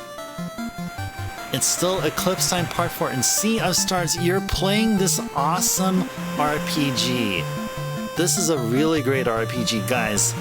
Yeah, if you guys don't know, Amber's channel is awesome. Go ahead. Well, subscribe to her for sure. Yes, let's say first follow her, and then eventually continue on with the support, because they play awesome games like Sea of Stars.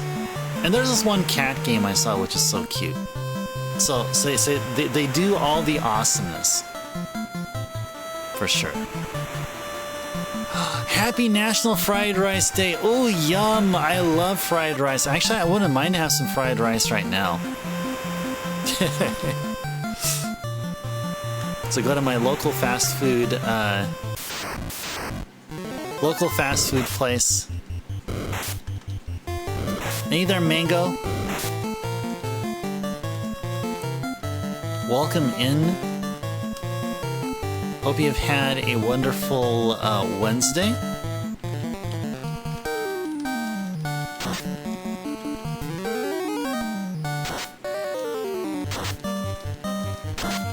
Yeah, I don't know if we have any really good Chinese here in my town here. I may have to go over to the city, or I live near Sacramento, California. Well, I'm in California, but I live near Sacramento, I guess I would say. In Sacramento, I'm sure there's some really good Chinese restaurants, but we're not talking about like the fast food ones. Although the fast food ones are actually pretty decent. Butts at level 9, strength 1 up, yay! That should also mean that he can possibly do 3 hits, maybe, sorta. Pooh's at level 9. I think once Pooh starts hitting the low 10s in level, we can just sell his nunchucks.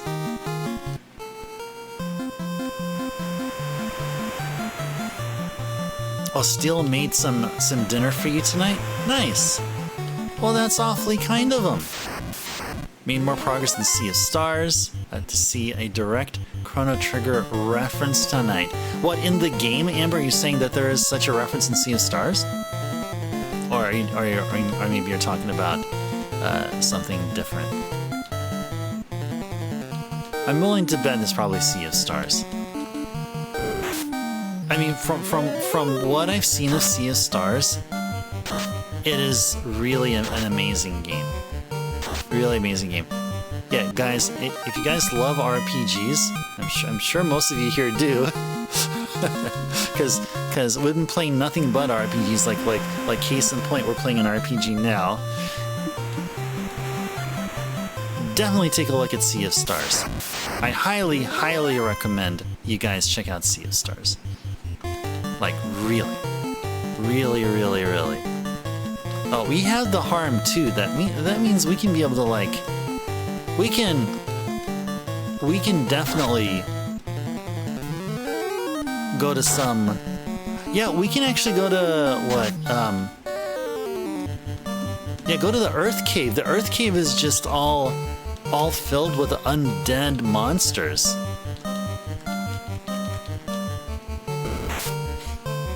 Slurp Kiss? Oh my gosh, and now I'm remembering how it's done. It's a Ayla and Frog attack now, isn't it? Ayla and Frog fusion attack. Man, I miss Chrono Trigger now. I miss Chrono Trigger. We played, guys, for those that may have just discovered this channel or just haven't been here like around, when is it, June or so? It was like May or June. We're playing Chrono Trigger. I was enjoying Chrono Trigger for the first time here, and man, it's such a great game.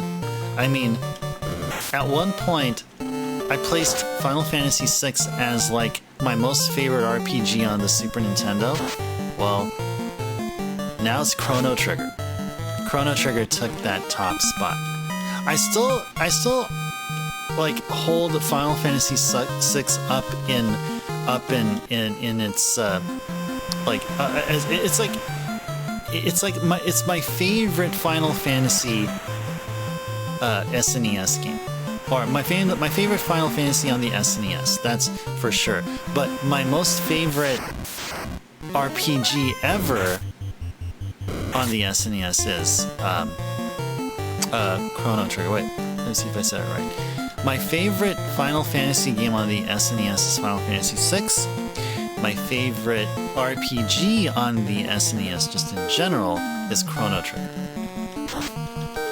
But you know what may be a contender for that top spot now? Seiken Densetsu 3.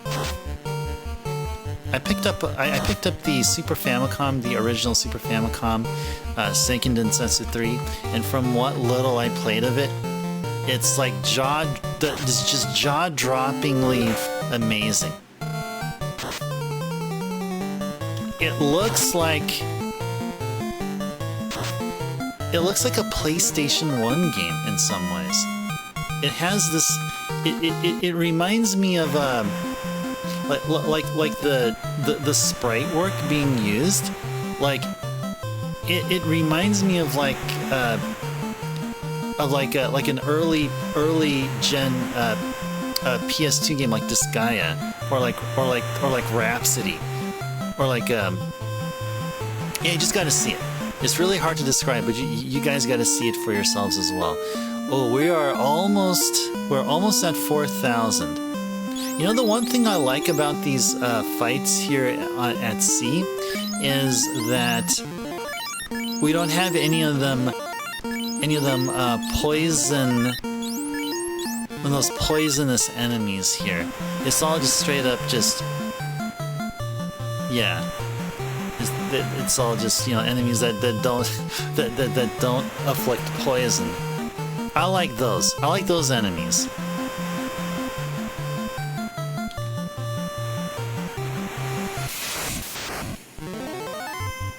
There they are, Kaizoku.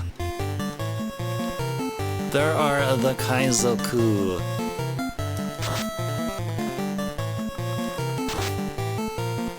Nice.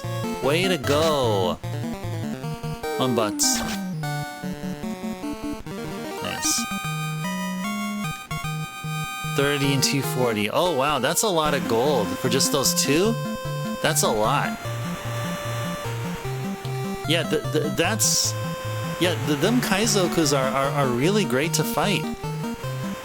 They give us a lot of gold for what seems like not a whole lot of effort, not a whole lot of fighting, compared to ogres. I mean, ogres are great, but yeah, ogres are a bit high in their HP. They're a bit spongy compared to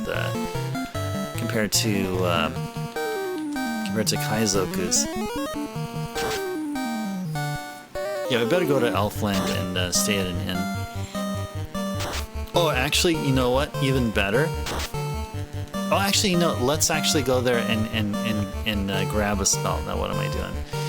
Yeah, we need to go grab a spell.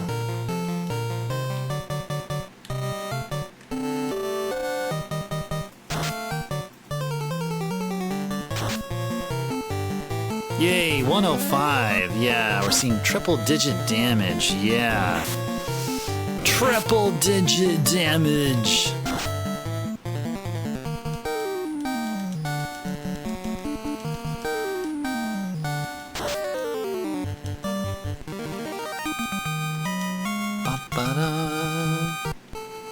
Okay. I'm gonna try something here. Let's unequip the nunchucks. How does Pooh fare now? How would he fare in battle? Yeah, where's the... Here it is. Here's the dock. Alright, this is a perfect testing ground right here. Perfect testing ground. Let's go fight Pooh fight. Oh, good. Nice. Perfect. Glad I checked. Okay, so maybe I was wrong in saying that Pooh needs to be in the tens, somewhere in the tens, where they can then just throw away their nunchucks and just fight it out with their fists. We're good now. Let's go sell them iron nunchucks. Get the relatively few pieces of gold we can get from them. But before we do that, let's go to the level 4 magic shops and buy a spell. Oh yeah. Yeah, so this only has pure. I remember that. And here we'll have fast and ice 2. Okay, fast and ice 2. What should we get first? Ice 2. The offense is the best investment. Okay. And now let's go to the inn and recover. Then go back to the grind and get fast. Fast is great. The earlier, the more early we get fast, the better, because this will serve well against mid bosses, definitely worthwhile. Oh, and while we're here in town, let's go sell our nunchucks. Yeah, I don't need them nunchucks. See, we got our in money back. We got our in money back. Let's go save. Okay. Alright. Well, let's go back to C and grind it out here. So we saw Kaizoku's, like, where they like around here. Around this latitude. So come on. Bring it on. Bring it on. You blue-colored pirates. Yes! Yes! We sung a ditty and they showed up looking all blue and pretty. Well, maybe not pretty, but they're like mean and angry. Yar, we're Kaizoku. Look at that. Pooh don't need no nunchucks. You don't need nunchucks. Pooh's kicking butt. Now, notice I didn't say he's kicking butts. If he's kicking butts, then Pooh's probably afflicted with the charm status. Oh man, it reminds me how, like, I mean, as great Chrono Trigger is, like, it isn't without, like, its quirks. So, did you know that there's this attack called Confuse? You want to take a guess at what Confuse does? Now, if you don't know Chrono Trigger and are familiar with Dragon Quest and Final Fantasy pretty much exclusively, no, Confuse isn't what you think. The Confuse attack is a 4-hit melee attack where you pummel the enemy from like multiple directions, in effect confusing them. So yeah, it's just a 4-hit melee attack. It's called Confuse. Another thing, there's a special called Charm, like I mentioned just shortly. Charm doesn't do what you think it does. You think Charm just causes enemies to be, like, confused or something and start attacking their own party members or attacking themselves? No, that's not what Charm is in Chrono Trigger. Charm is an attack that can be done by females where they try to charm the enemy to the point where they can successfully steal from them. So charm is actually steal. Charm is actually stealing. But the way they go about it is unique and cute. There. How are we at here with gold here? 841? Okay. Alright, so we still have, what? To get up to 4,000 for fast. And then maybe another few thousand for the copper bracelets. Well, actually, you know what? Maybe we shouldn't even bother. I think, if I remember correctly, once we get to either Marsh Cave or the Earth Cave, I think we're going to be finding copper bracelets inside treasure chests. So really, this is just all about getting the fast spell. Yeah. That's right. I believe I'm remembering correctly. Yeah, it's all about the fast spell here. It is all about the fast spell. We need the monies. Well, I have some Coke Zero here, so I'm going to be enjoying some of this here and there. But for now, let's see, let's do this castle too. Right. Now I'm going to go enjoy some Coke Zero.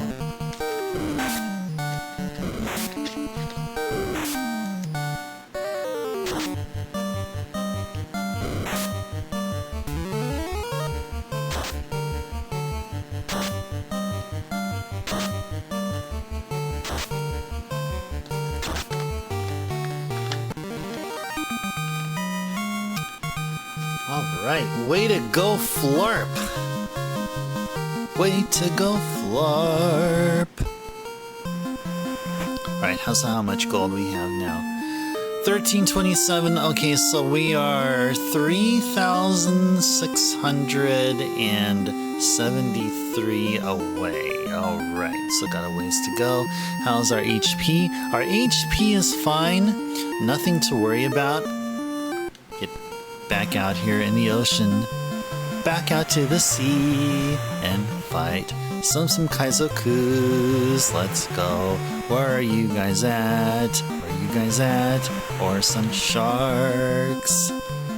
And Sahagins too. Those red ones look pretty mean. And yeah, also that odd eye. But we don't like odd eyes.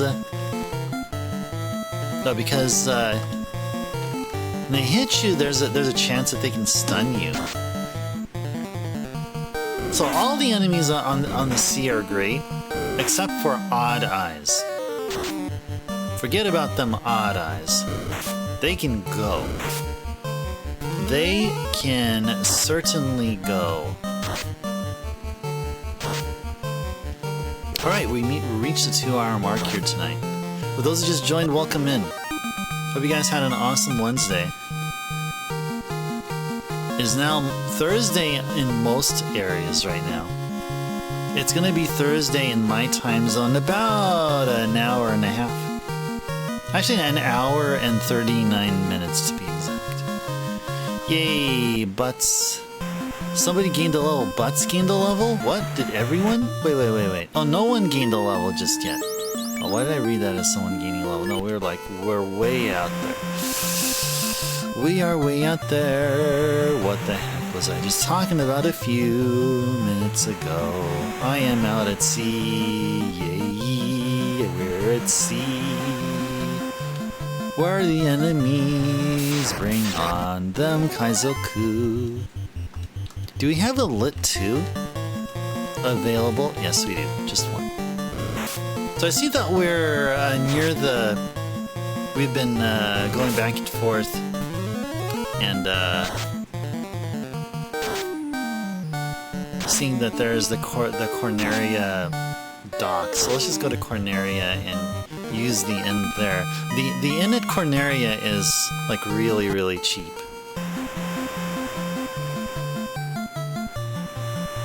Yeah, where is it at? It's somewhere like up here. Yeah, there it is.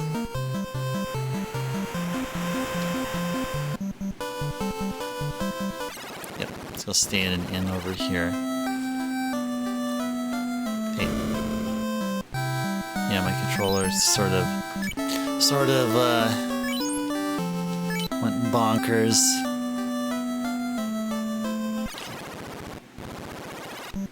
Go back out to sea. Out to sea.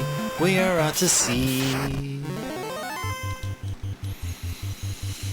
Will the sharks notice?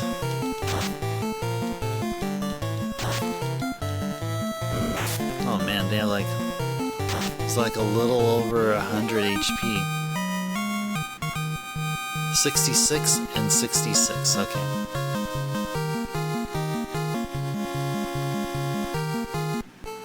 Were you asking me earlier if I were sad back in the day about the Final Fantasy? Oh, what do you mean? I must have missed that. When did you ask that? I am so sorry if that I missed your question.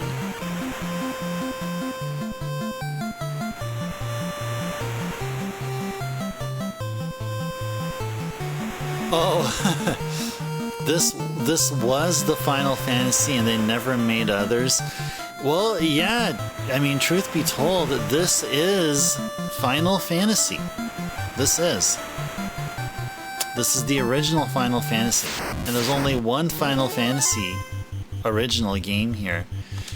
And what else do you have? I mean, you have remasters, many remasters of this awesome game here. And then you had sequels.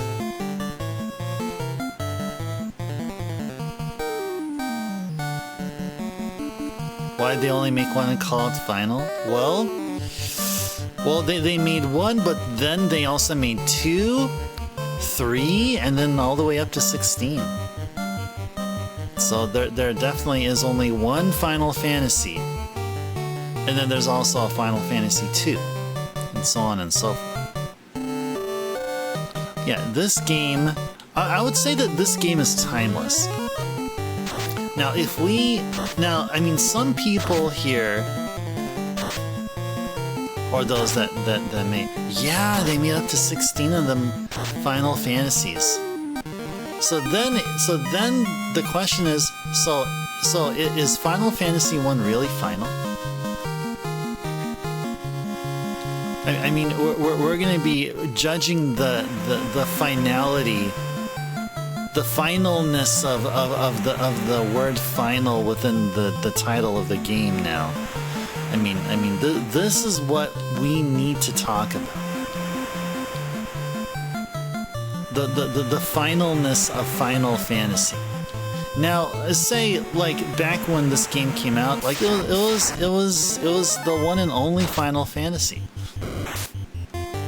And so the finalness of the final in Final Fantasy was truly final. But then once Final Fantasy 2 came out, then everyone then that's when things started getting really, really muddy. Like really like it wasn't an exact, you know, like it wasn't pure in its finalness. Oh, what? Oh, Butts is stunned. Oh, thanks a lot, you odd eye, schmod eye thing. You thing? You thing?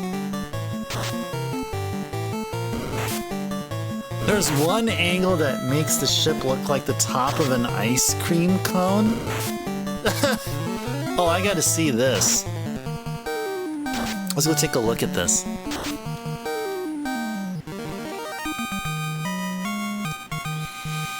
I bet see whether going up or down. Oh, is it that? Top of an ice cream cone? Mary Cream? Not this. I think it's this one, yeah. It's an ice cream cone, yeah. Yes, I can see that. Vanilla. Vanilla ice cream. Come on, them Kaizokus, let's go. Let's go, Kaizokus. Where are you at? Where are you blue pirates at? Let's go. You drop lots of gold. Man, them Kaizoku battles are not common. They're actually not as common as, like, say, these sahags. Ba ba ba. Do do do.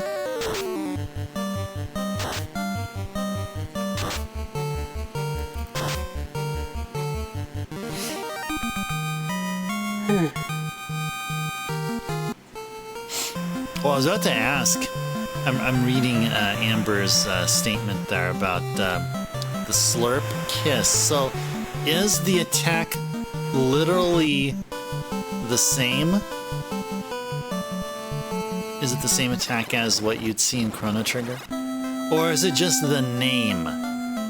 It's probably just the name. I'm gonna guess that. I'm gonna guess it's just the name is the same thing. It's not both the name and the attack.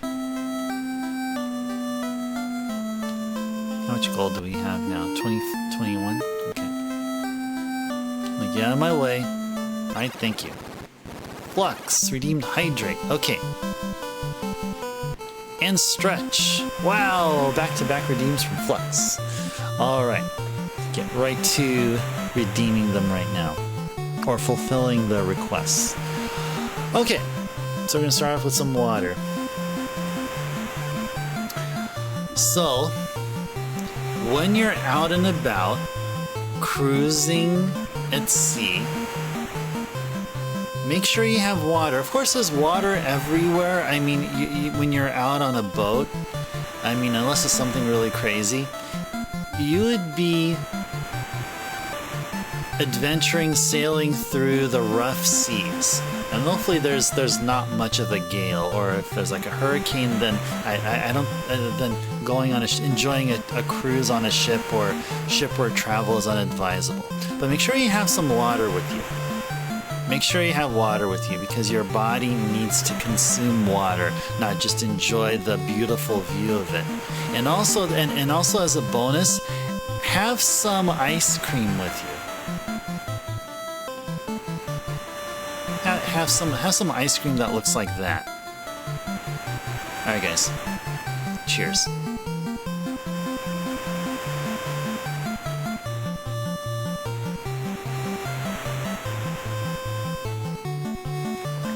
Yeah, nothing like water and ice cream. Now, you know, with ice cream, I actually wouldn't mind having a cup of tea. Tea or coffee with ice cream. But, you know, water just goes good with everything, really. The wisdom of the night. There you go. And you got that via a public service announcement.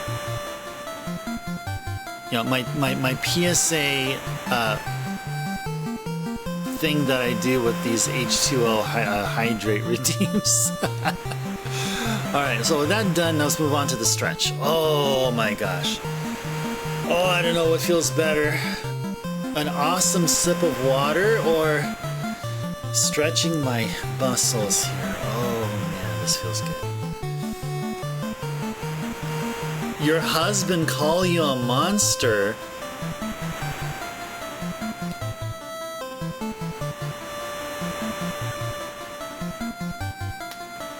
Well, in one context, that's horrible. I mean, well, you should have told them, no, that's not you. That's an enemy in Sea of Stars. That's what you should have told him. Your husband was just confused.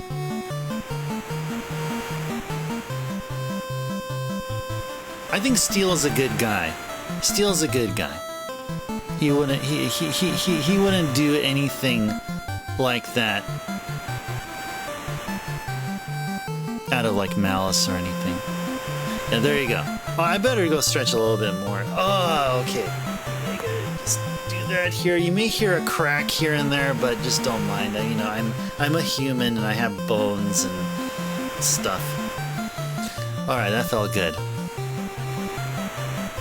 Liking to put teriyaki sauce on your fried rice. Yeah, really. Yeah, you're gonna have a talk with Steel. You have to talk with him. You have to talk with him. No, teriyaki sauce. I mean, that's like if someone was angry at me or calling me a horrible person because I like to dip my sushi pieces onto some soy sauce and wasabi mix, you know, for flavor. I mean, teriyaki sauce. It goes with Asian food. So I don't know. I'd probably ask him like, "What did you mean? please explain." Yeah, Captain has a point there. I mean, really. I mean, teriyaki sauce on rice. It's like hand in glove. It's like water is wet. Hot stove will burn your hand, you know?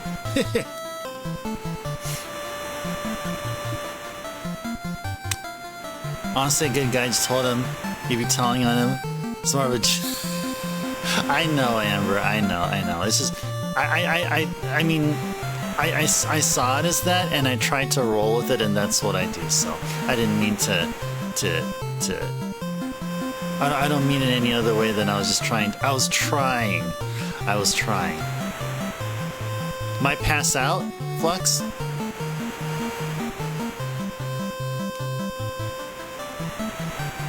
Oh, you're very welcome, Flux. Yeah, for sure. Well, as we progress through the game, Flux, we will be running into more new towns here, or the 8-bit versions of the towns that we just saw recently. So, looking forward to your input on which towns suit as a possible habitat for yourself. So yeah, we'll definitely be getting to Melman maybe by tonight. Definitely by the next Final Fantasy stream. Yeah, for sure. Yeah, take care. Have a good sleep, Flux. Sweet dreams. And hope to catch you tomorrow here for some chill and cozy retro Thursday. Yeah, I have a few ideas in mind of what to play. I was thinking we can do a PC Engine centric Thursday because I feel like it's been. I don't think we had a PC Engine centric Thursday ever since I got to my place here. And the other thing was to play the new Popful Mail games that arrived. The Super Famicom and then the PC Engine version. What else can we do? Oh, so you know, I have this game. I have Seiken Densetsu 3 in mind, but I would rather hold off until we get through Secret of Evermore, and then after that, then we will get to Seiken Densetsu 3. But the thing is, I really do feel like just showing you guys the awesomeness of Seiken Densetsu 3 on the Super Famicom. You guys would be amazed. You guys would be just as amazed, maybe even more amazed than I was when I did my brief playthrough.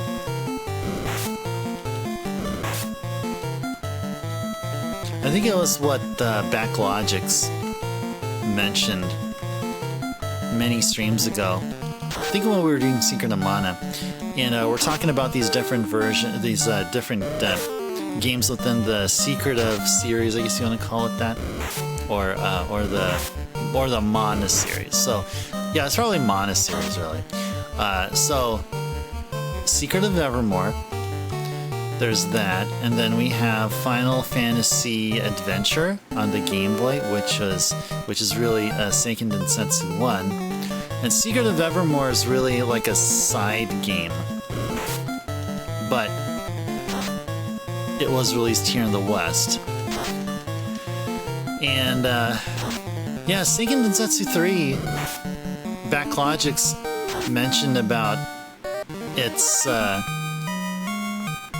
like presentation, its graphics, and just overall, it's overall really great.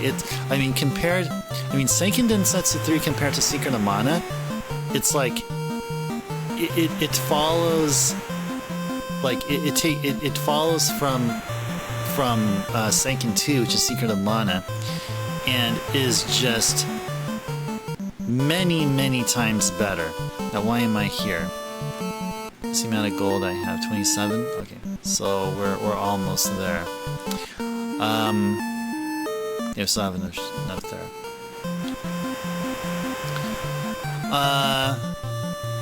So, Captain, the reason why I say PC Engine instead of the TurboGrafx is because I do not own a TurboGrafx. I have a PC Engine. So, in that regard, like, the games I can play on my PC Engine Duo RX are either PC Engine CD games or Turbo Duo CD games. The CD drive is region free. However, the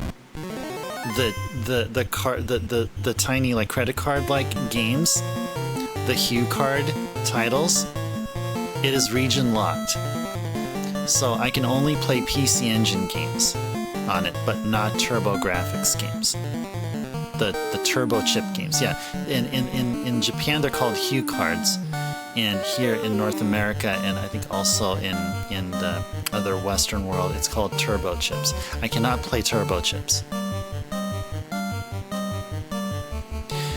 Now, regarding the Mega Drive,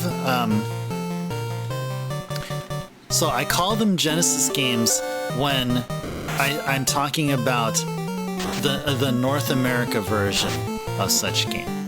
I also own a Mega Drive system, but it's only for Japanese games. So if I say I'm playing a Mega Drive game called the Mega Drive version of Devil's Crush, it's because I'm playing the Japanese and really the only version of Devil's Crush that was ported to the Mega Drive, and it was never localized for North America. Hence, if it was, that I would actually be playing instead off the Genesis version.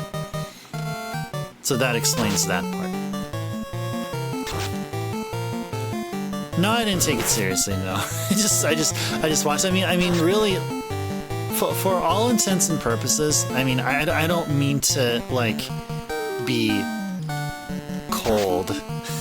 Yes, well, maybe I do because my name's Ice Turbo. But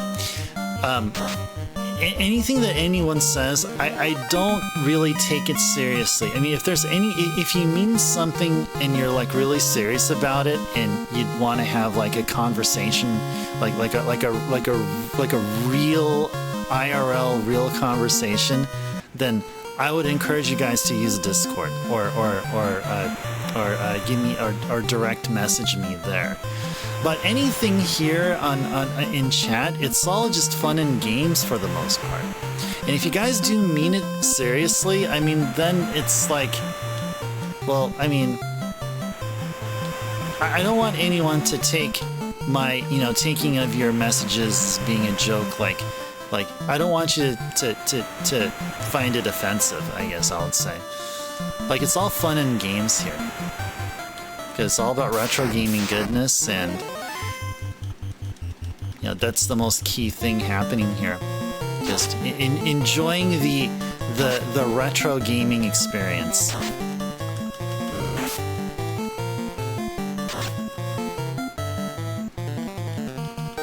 So what other games do I have multiple versions of? So let's see.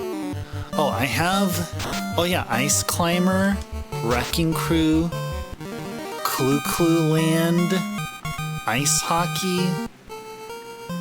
I have multiple versions of them. What consoles? The NES and the Famicom Disk System. Let's see, on the Famicom, I have, what multiple versions do I have across Famicom and NES? Top Gun. I own Top Gun on the Famicom and Top Gun on the NES. Why do I have those two? Well, there is a difference between those two.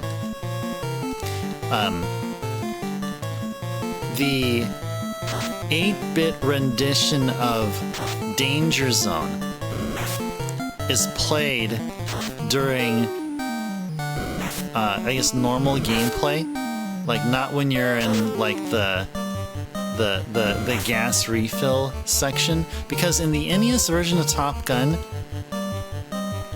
the Danger Zone like sounding tune only plays when you're in fuel refilling, the fuel refilling section of the game.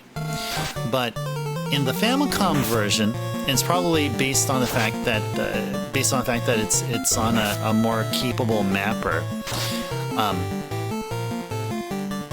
You can be able to enjoy Danger Zone while you're flying your plane, and just during just your normal like gameplay thing. Like when you start the game, you do your vertical climb, and then you see the text already. Then it's printed on the screen, and then you start, you start your gameplay. And right when that happens, on the NES version, all you hear is, I guess the wind and just the sound of your bullets and enemies flying and stuff. But in the Famicom version, you hear all that also, but also at the same time, you hear Danger Zone playing. So it goes something like da da da da da da da da da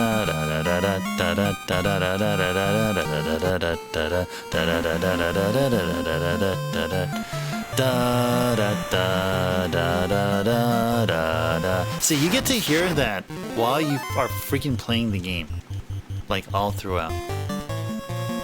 That alone justifies grabbing a copy of Top Gun on the Famicom. Oh, I also have Contra. Contra on the Famicom and the NES. Yeah.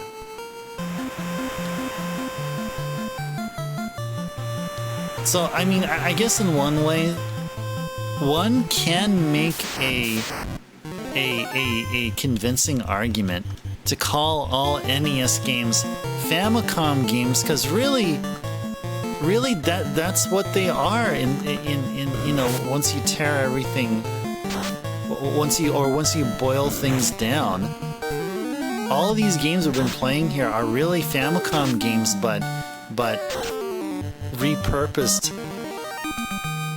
into NES games, right?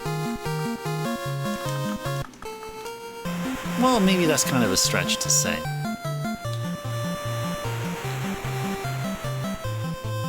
Yeah, that's a bit of a stretch.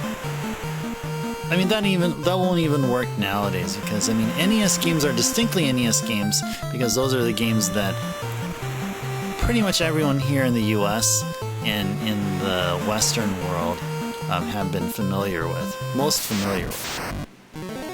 Yeah, Famicom is exclusively, if not exclusively Japan, but in the Southeast Asia region. And I heard in like Russia or in the former Soviet Union, they had repros, like bootleg copies of games, and the system they ran it on is called the Dendy. D-E-N-D-Y.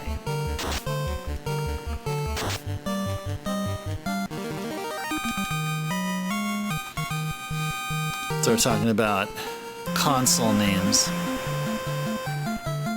I personally never had experience with Dendy. Just hearing about it, and I remember watching a YouTube video from a Russian YouTuber, and they were talking about the Dendy.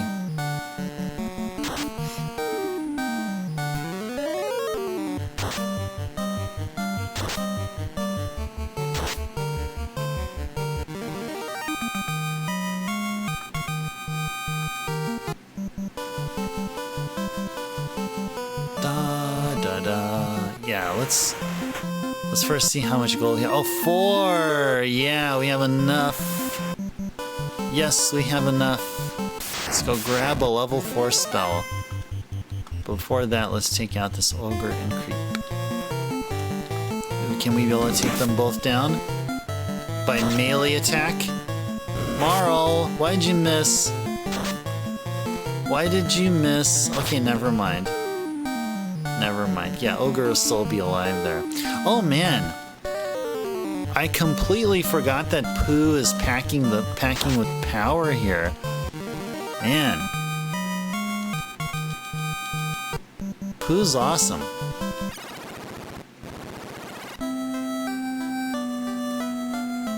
Now, if this is like the first time you're hearing that line at all, congratulations. You're living a healthy life.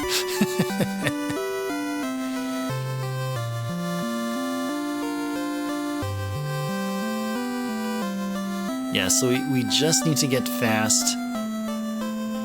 The only other level 4 spell that I would even bother is Pure, but yeah, that's just it's just, you know, we're gonna spend so much time grinding for what is essentially a useless spell.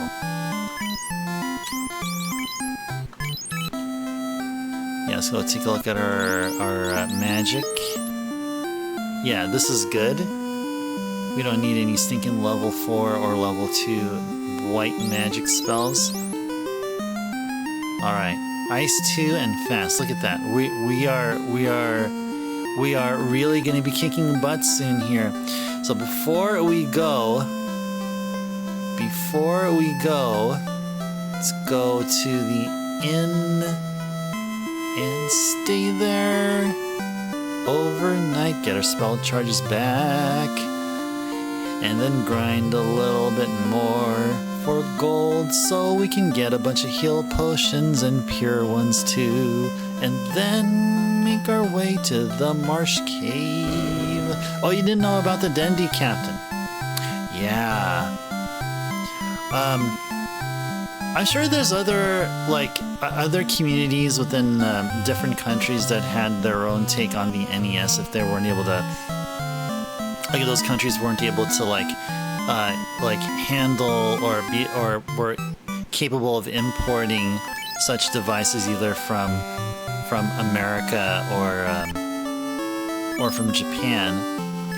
I'm sure, but for sure in Russia, their thing was called the Dendy, and it was all about playing bootleg games. There was never an official distributor of games there, from my understanding. Although I could be wrong, but for sure what I'm 100% right on is their version of the NES was called Dendy. That is for sure correct. Yeah, I gotta add the educational tag. Maybe we can do... You know what, I was thinking, out of all things, like, if we would have like streams which are just like non-retro, we can have a stream like a just chatting centric stream.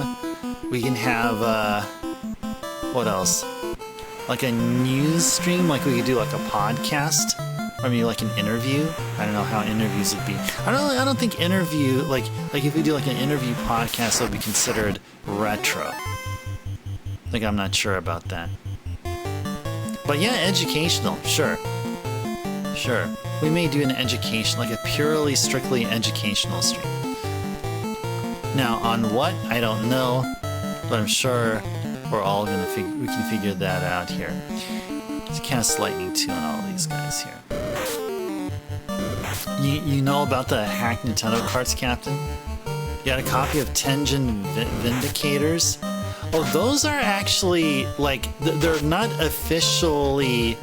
They're not like first party, but more like third party. Yeah, Tengen did Vindicators, and also there's a Tengen version of Tetris. There's another version of Tetris. I actually have... Yeah, I have that version of Tetris. I don't know if I have Vindicators. I feel like I probably do. Sounds like a great idea, Amber. Yeah, if we do an interview, I mean, I was thinking of that, like, I mean, out of all the things the Ice Turbo channel can, like be part of, or, you know, contribute. I mean, sure, maybe we can do an interview, or... I actually, like, if I would, like the next, like, the best choice at the moment for doing something non-retro is doing a just chatting stream. Just maybe just hanging out with you guys somewhere. Just do like an IRL thing where I walk around with my phone, taking footage or whatever, and just talking with you guys. Maybe doing something like that.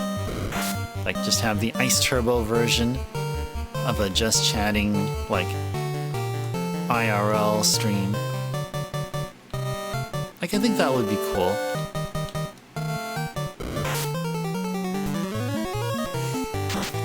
But for sure, I think the first place that I would like to take you guys are over to the coast. That's where I'll take you guys. I may or may not tell you. I may or may not tell you where we would be, but I did hint at loving the coast very much. I mean, just like here, like we're on a ship and stuff. Like, maybe we'll be out on a ship in the middle of the ocean, or maybe we'll be at some island, or maybe we're gonna be at a beach.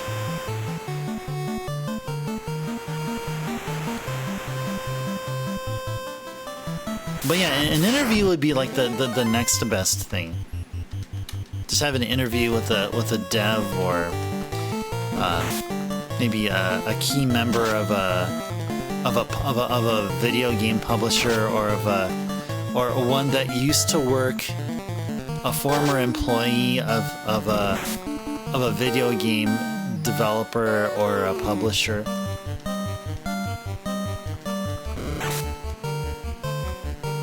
Like, I wouldn't mind interviewing somebody from Atlas. Or maybe those that worked on the first few Persona games or something like that.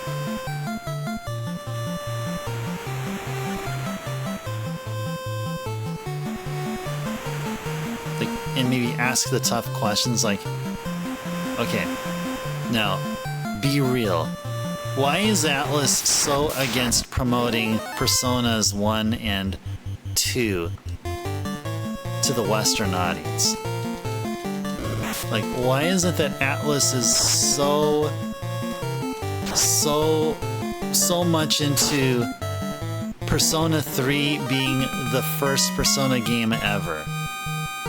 Why is Personas 1 and 2 hardly marketed or even mentioned? Would I play an NES homebrew cart made recently? Well, that's an easy answer. Yes, I would. Yes, I would. But if your question is really specific to like whether I would stream an NES homebrew cart, the answer is no. Because a homebrew cart is not considered retro. It's considered, I mean, it's on a retro platform, but the game itself isn't retro. Unless this homebrew cart was like, well, you know, I would say yes and no. Actually, yes and no. If this is a recent game, like released within the past 5 or 10 years, streaming-wise, no, we will not play it on stream. But it's something like, oh gosh, what was that game called? It was that Mega Man like it's a game that uses Mega Man like physics and you play screen by screen. Oh, it was. Oh my gosh, it was a Civac game. The dev is Civac. Oh, I'm trying to remember what the name of it was. Yeah, that one game I'm thinking of. Yeah, that's an exception because that game has been out for like what, more than 10 years? Oh, 20XX. Oh, that's on recent consoles. I don't think so. If it's on a recent console, then probably not. If it's on a recent console, or if it's a recent release, then, I mean, I can play any game. You can suggest games that I can play offline, no problem. I would totally take your suggestion and, research it, see if maybe there's a demo of it, or, if it's for cheap, I may just go ahead and just buy and just add it on. But I do have 20XX though. I remember I do have it downloaded. I think that's on, it's either on my PS4 SSD, or I think it was on Switch. I think it was on PS4. Oh, it's okay, yeah, so the game I'm talking about, Captain, was the one where it's like a one-hit death. It's like spikes everywhere. And so you have to do these precise jumps, and then there's certain sections where it alternates, and you have to maneuver your way around, and you have a pea shooter. And there were two games made. There was a sequel made. That game, yes. I would play that game on stream only if I have the original card of it.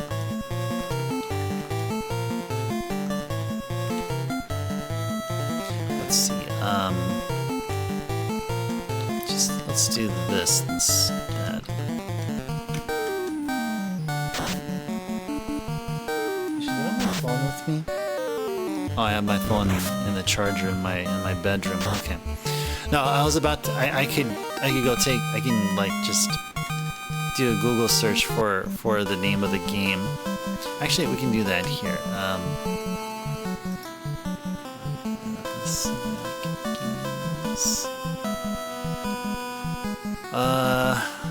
Battle Kid. Yeah, that's what I was thinking of. Yeah, Captain. It's called Battle Kid. Battle Kid. Yeah, Battle Kid is a homebrew that I can definitely enjoy with you guys here on a Thursday or Saturday. Yeah, for sure. Battle Kid 1 and Battle Kid 2. Yeah. That's a that is a homebrew that is pretty much retro. I mean, at least I would consider it retro. What do you guys think? You guys think Battle Kid is retro? Or do you think Ice Turbo is crazy thinking Battle Kid is retro? So I think so. Yeah, 2010. Yeah, 43 years ago. Yeah, 2010, I mean...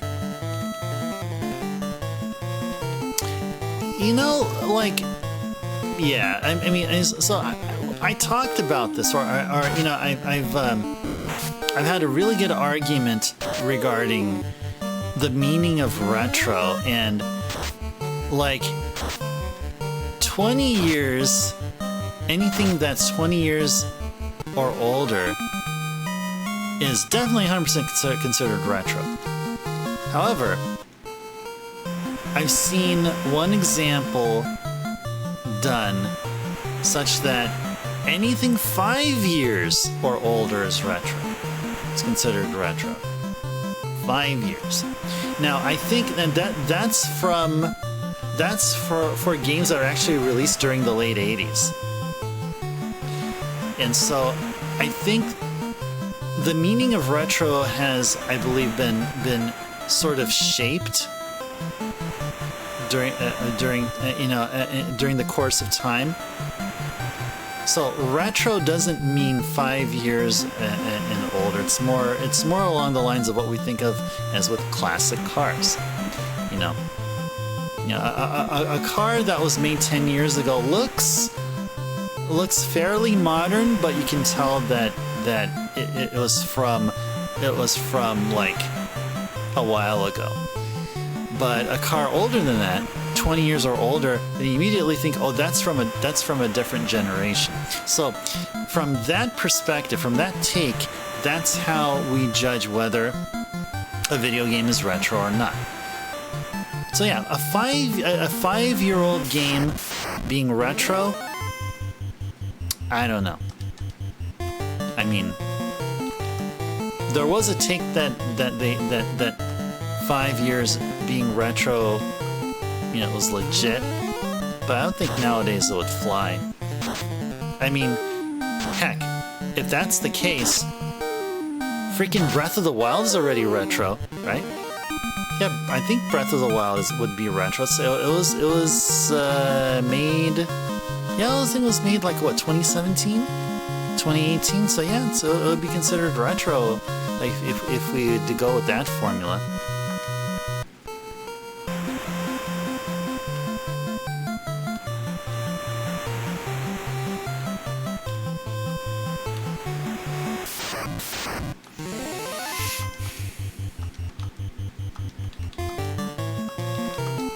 This is enough here.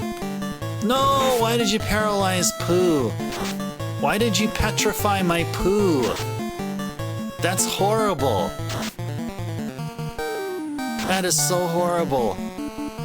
My Pooh is, well, stunned really. And also my butts are stunned. And so is Pooh.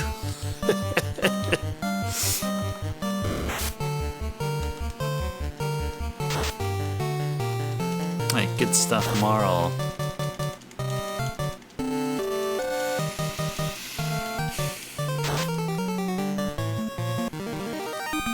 Holding back a yawn here.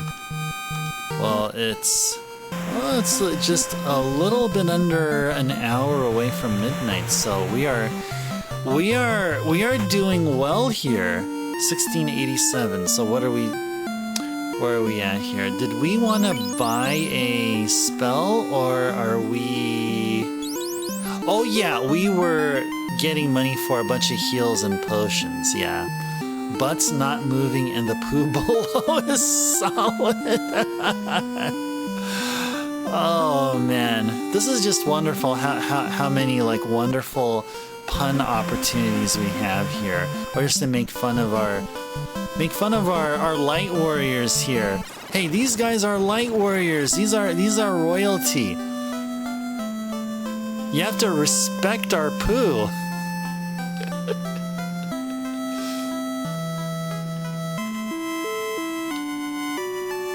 Yeah, you gotta respect how butts are clenching out for the win for us here.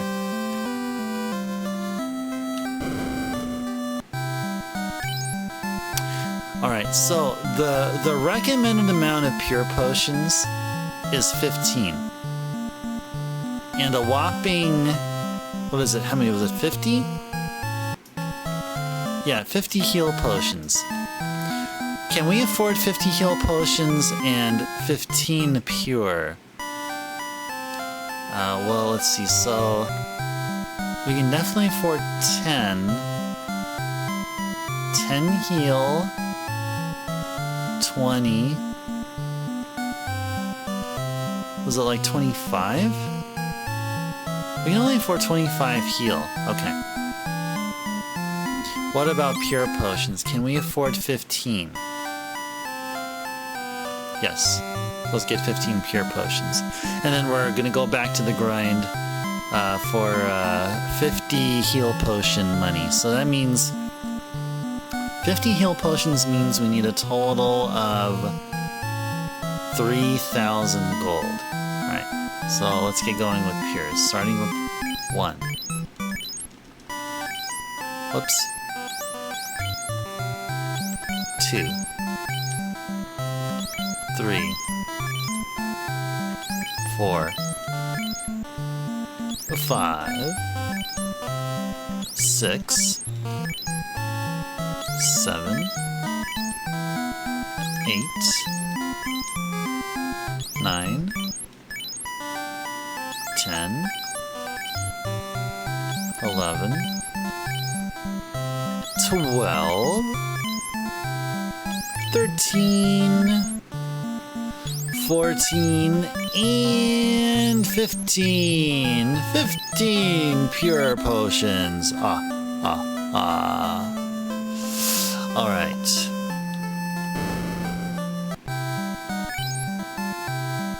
So yeah, we can't even afford 10 heals. So we'll start off with our 562 gold and take it all the way up to 3,000. The party saves the world. Evil is vanquished. Countless lives saved. Monsters, magic, and armies destroyed.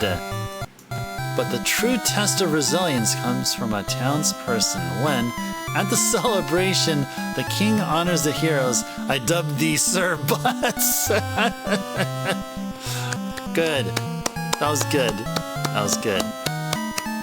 That was good. That was good. Yeah. Unbeknownst to the citizens, as the king makes their declaration heard all across the kingdom, I dub thee Sir Butts. Oh man, this is it's gold. This is gold. All right.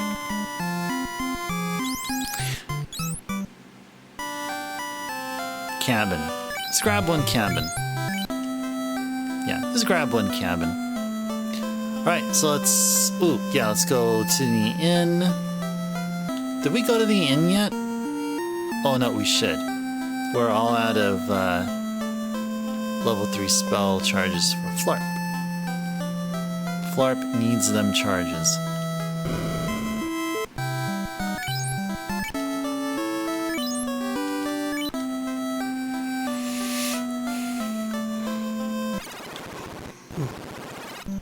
And you, Sir Pooh!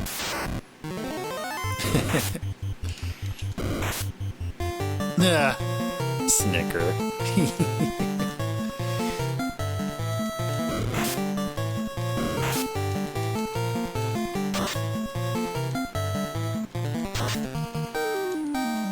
Yeah, Marl and Flarp are just like the support cast. Flarp!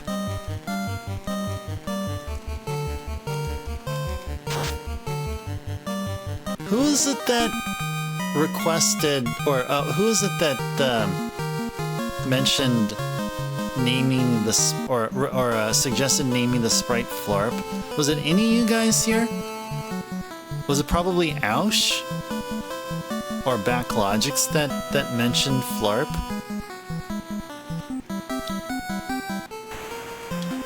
Someone did. I remember someone did.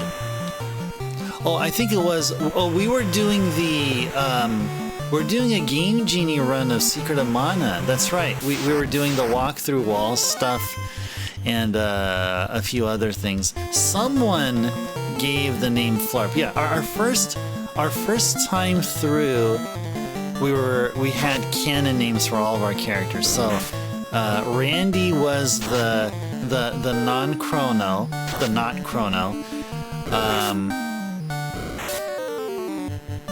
Oh gosh, what was the... So not Marl was... oh gosh, I forgot what her name was. Oh yeah, Popoi was the sprite. I'm trying to remember what her name was there. This also starts with the letter P.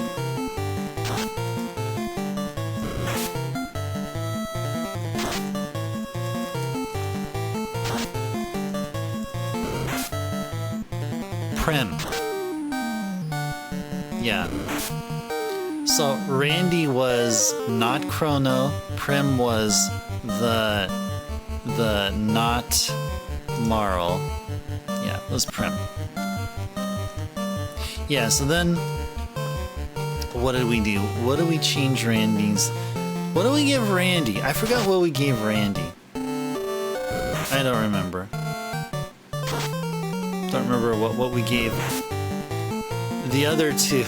I do remember Polpoi was Flarp. That I do remember. Oh, we named not Marl Marl. Yeah, I remember that.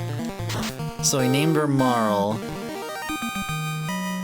And then named the sprite Flarp. What did we name Randy?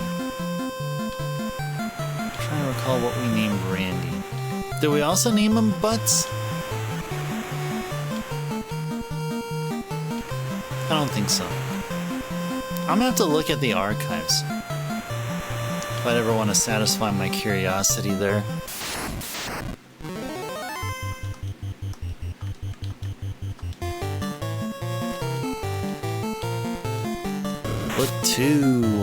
Lit 2 is quite effective against sea enemies. Very, very effective. As you can see.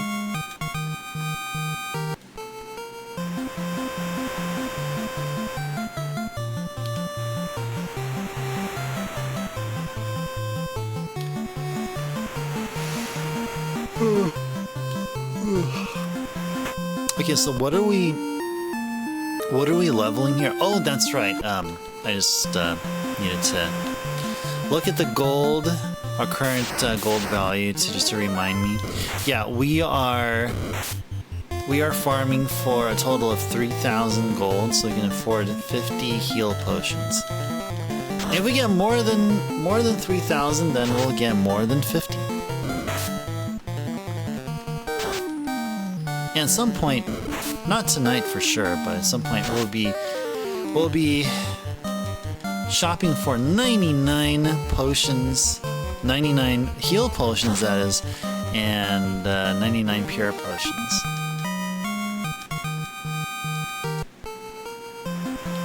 So how far until the next level? 882, okay. 882 Kaizokus, come on out and play, come on.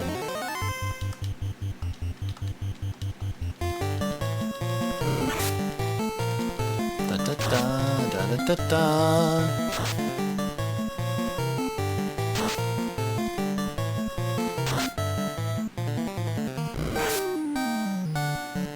What are we gonna do here? Yeah, let's do this. Alright, this turn should take out both of them there.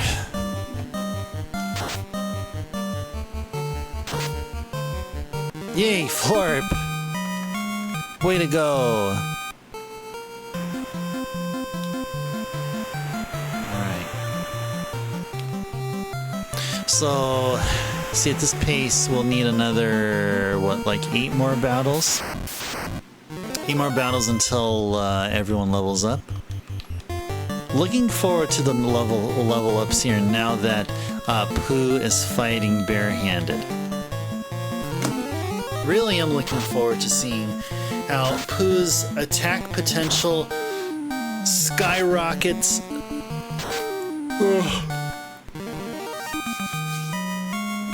And it's definitely proportional to the amount of hits that he can deal with his fists.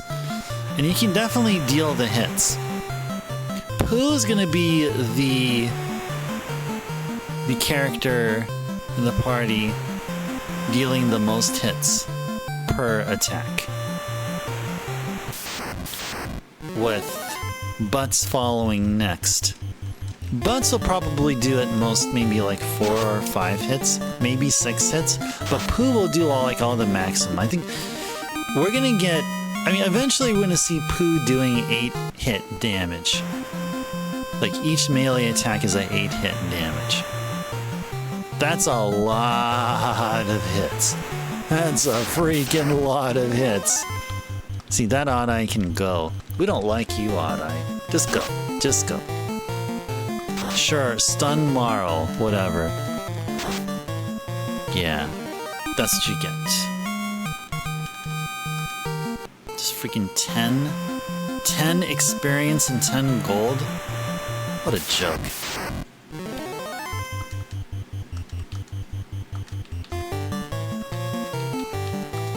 2.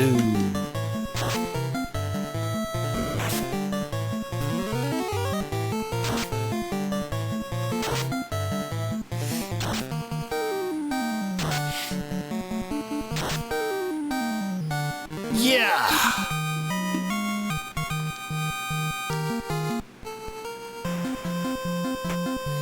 How far are we at here? 21? Okay, so we need like another, what? 891 gold. Okay, just 891 gold. That's it. Oh, do we need to... I didn't even check the spell charges. Yeah.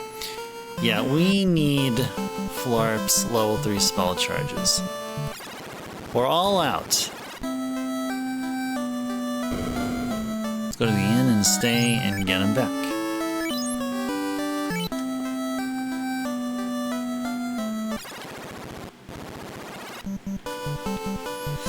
Yeah, so once we farm another 1,000-ish gold, we'll go buy the heal potions and then get ourselves situated right in front of the marsh cave, so that we'll be right there and ready on Monday. So yeah, so then after tonight's stream, we'll have Chill and Cozy Thursday, or we're not going to play Final Fantasy games. Just take a break from the final of the fantasy. Final to the fantasy. So yeah, we may do, like I mentioned a while ago, we'll do PC Engine games. We have a PC Engine centric, or we'll play a couple of the Popful Mail games that came in. More I'm thinking about it, I think PC Engine will be the choice. Will be the choice. Unless you guys really want to see those Popful Mail games. In a way, I kind of do. I just want to showcase them to you guys. Just show them proudly. Each one plays a little bit different. The Super Famicom version of Popful Mail is very similar to the Sega CD version. The PC Engine version. Now take this. The PC Engine version plays like a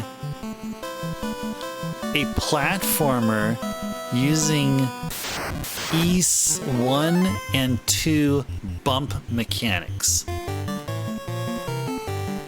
Now, can you guys process that? Does that make sense to... I mean, or actually a better question, does that not make sense to anyone? Now, of course, that assumes you are aware about how Ys 1 and 2 and their gameplay works, especially your being control of your main character.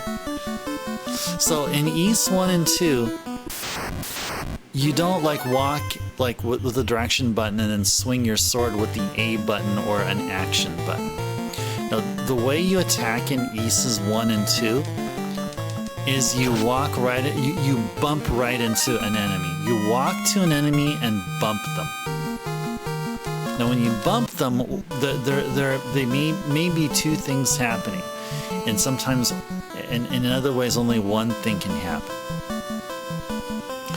So, in Ys 1 and 2, and you're top down, kind of like a Zelda game, or you're top down. But in Ys 1 and 2, when you're on the ground and you play as Adol, which is the hero of the game. When Adol is, say, give an example of Adol's walking straight onto an enemy, and the enemy is at the same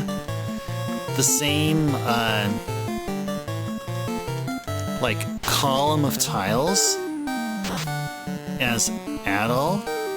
So what happens there is both Adol and the enemy get this "I've been attacked" sequence. Like they just bumped into each other, and both Adol and the enemy take damage. And you can just keep bumping them, and the same thing will happen like so until the enemy is defeated. However, there's one, I get there's one, like, way around this, and that is, you walk in between tiles. So say you're gonna have an enemy, like right above you here, and say the mic is like, if you're here and you walk completely straight, you run into the enemy like directly. However, if instead of standing here, you stood right here on the side, to your left a bit, or to your right a little bit. So when you're then walking towards the enemy, you're gonna bump into them, but you're gonna bump into them at an angle. Like you're not straight running into them, but it's as though your shoulder is about to chip theirs. Like your left shoulder is about to chip the enemy's left shoulder as well. So when that happens, the bump mechanic works there too. However, there's one main cool thing. Only the enemy gets damaged. Adol does not. So, the secret there is when you play Aces 1 and 2, don't run right smack in front of the enemy. Run into them from an angle. Okay, so where was I going with this? Okay, so in PC Engine, so this is what you do. So instead of Male, like, jump around, walk, and swing her sword, she can do all of that except swing her sword. And plus her graphic is actually about between a quarter and half of the size of her Popful Male graphic. Yeah, so she's like one tile in height, just like in Dragon Slayer 4 in Legacy of the Wizard. So think of your playable characters in Legacy of the Wizard, but Popful Male being that size. Yeah, it's a really interesting characteristic.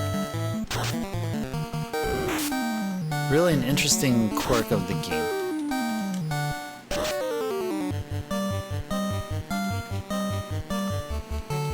Yeah, this reminds me here that we shouldn't be grinding off of enemies here in the forest. We should actually be out in the sea.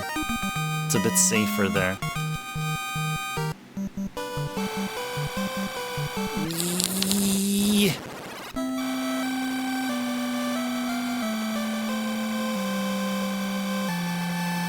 Da da da da da. Yeah, I forgot that's not that is not the item shop.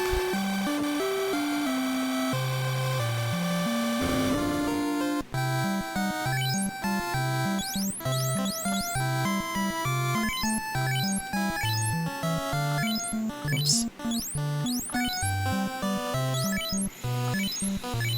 Alright, so we're set back a little bit on gold, but we're making progress.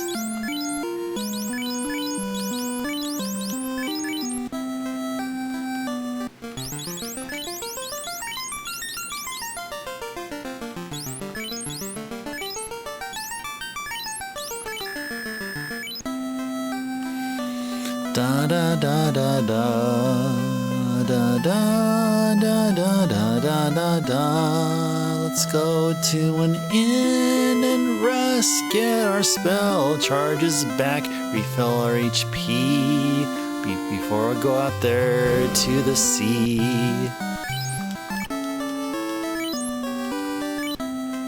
Yes, get out there to the sea. Forget about them arachnids and asps. We do not want to fight them. We want to fight water-dwelling foes. Bring it on. Water-dwelling foes. Shark!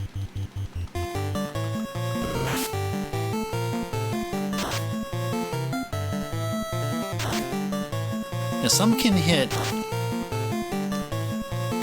a bit harder than like the toughest of enemies in the Elfland Forest, but great thing about the enemies here, they don't inflict poison on us. Just super, super great. Super great. Yes, it is very much super great. Yes, it is so good. Okay,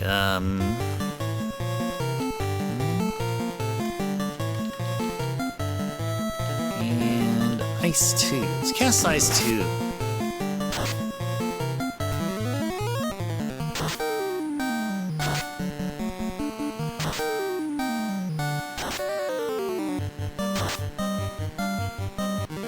Good job. Good job, Flar. How's everyone's? Oh, 217. Okay, so we're getting there. We are getting there. Just 217 more points of experience to get. To get this shark. You know, I've never eaten shark. Has anyone ever tried shark? How does shark taste? Does it taste like fish? Or does it taste like chicken? I'm willing to bet it's one of those two.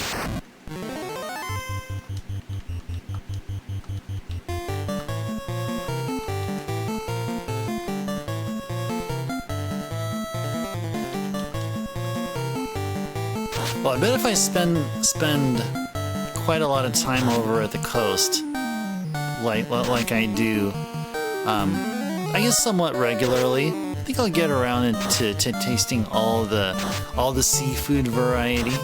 But to me, like shark or like shark fin soup or like that, it's as rare and as of a delicacy as like bison meat or something like that. Never had shark, Amber? You know, I keep thinking of shark fin soup. I may have heard it somewhere. Oh, it may have been from those Iron Chef episodes I used to enjoy binge watching back in the day. Maybe that's where it was. I should try some shark fin soup someday. I'm definitely curious, Amber, about how shark tastes. I don't think I've ever seen shark on a sushi menu. Like eel for sure, yeah. Oh, not at the same time. Oh, okay. I know it could be read that way, or the context can be assumed that way. But I do appreciate your clarification there, Amber. Alligator and escargot. Okay, I gotta ask, how does alligator taste? How does escargot taste? Now, escargot, of course, is snail. But I'm sure they're cooked. I'm sure the escargot where it was cooked. I'm sure alligator is cooked as well. Yeah, if you don't mind. I mean, I would love to hear what you thought of them. How do they taste? Did alligator taste like chicken?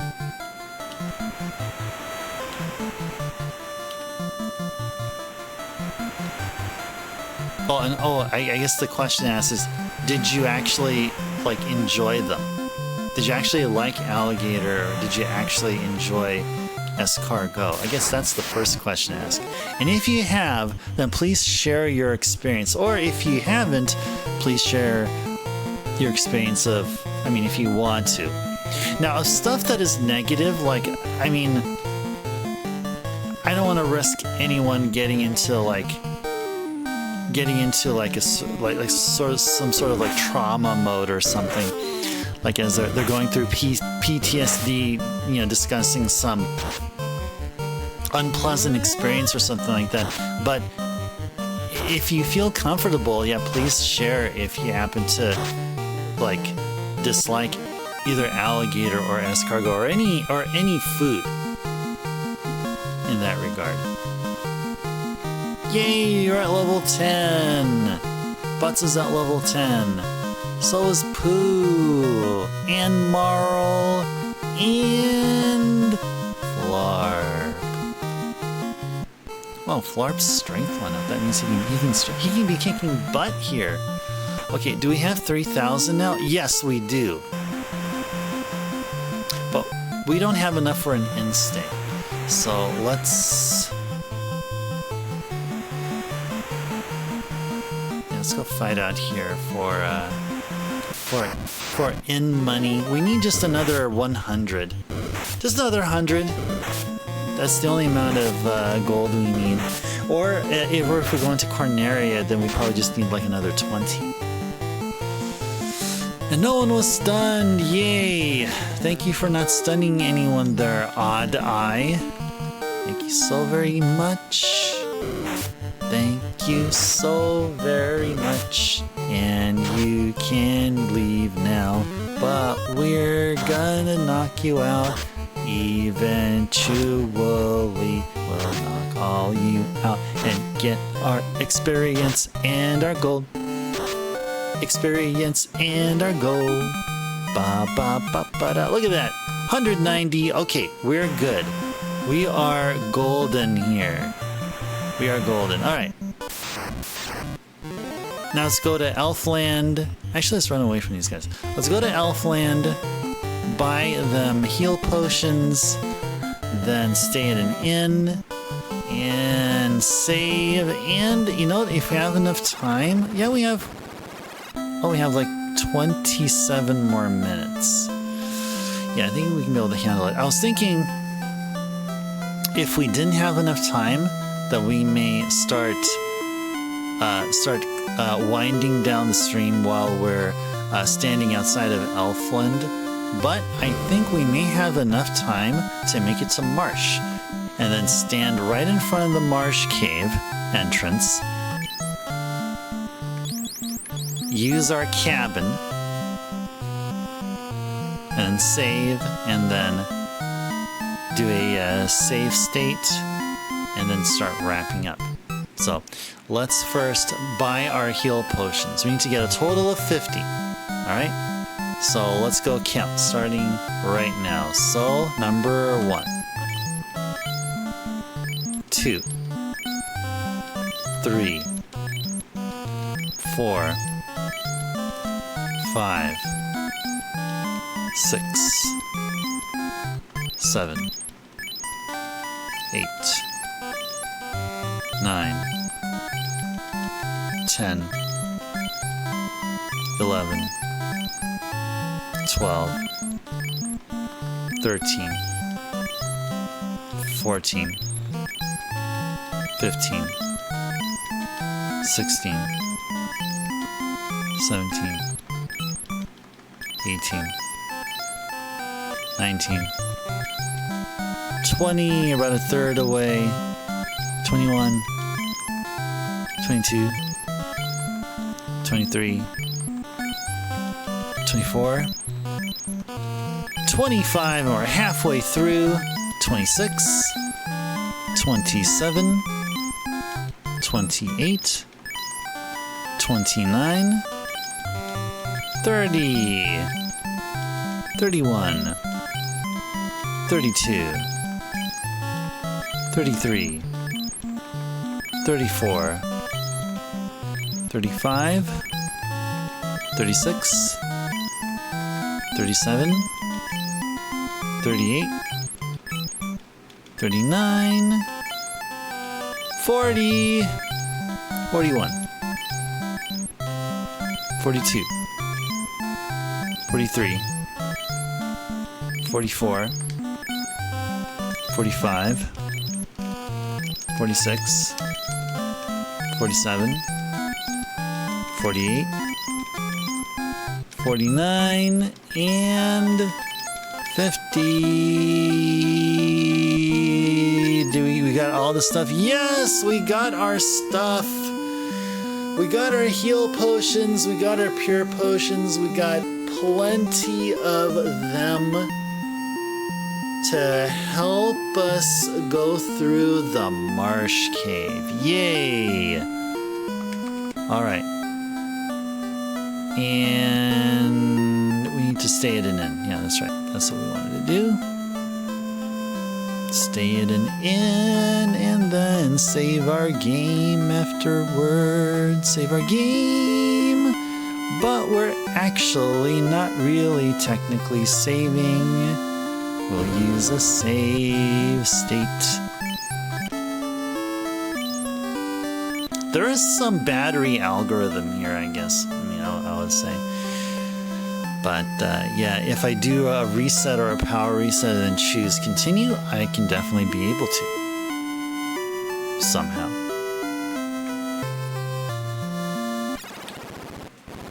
Right, so we're going to go save right here. Alright.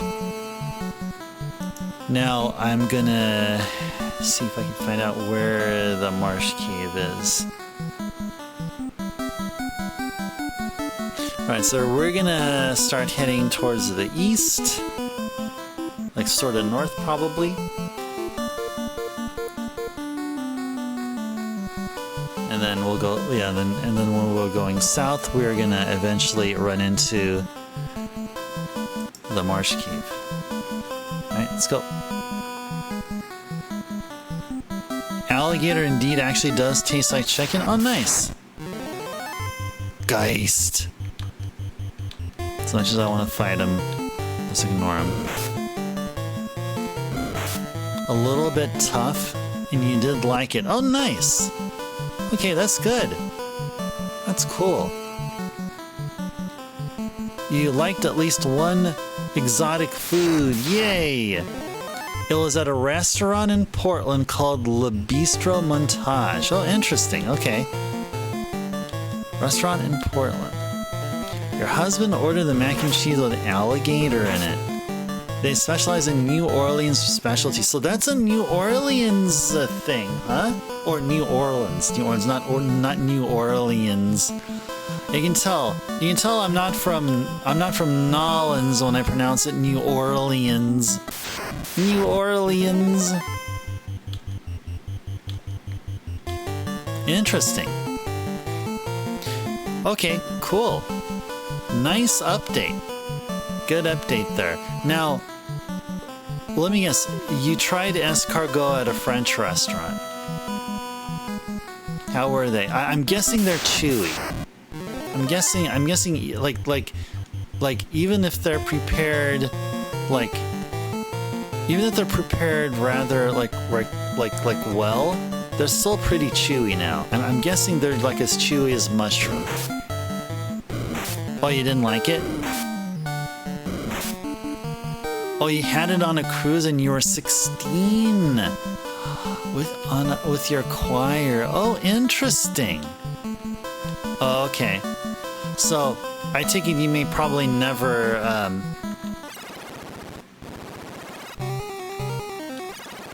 yeah, look at that music there.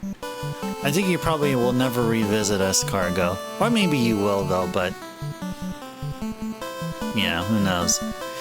Maybe they just weren't prepared right. I mean, that's how I felt about mushrooms until much later in life.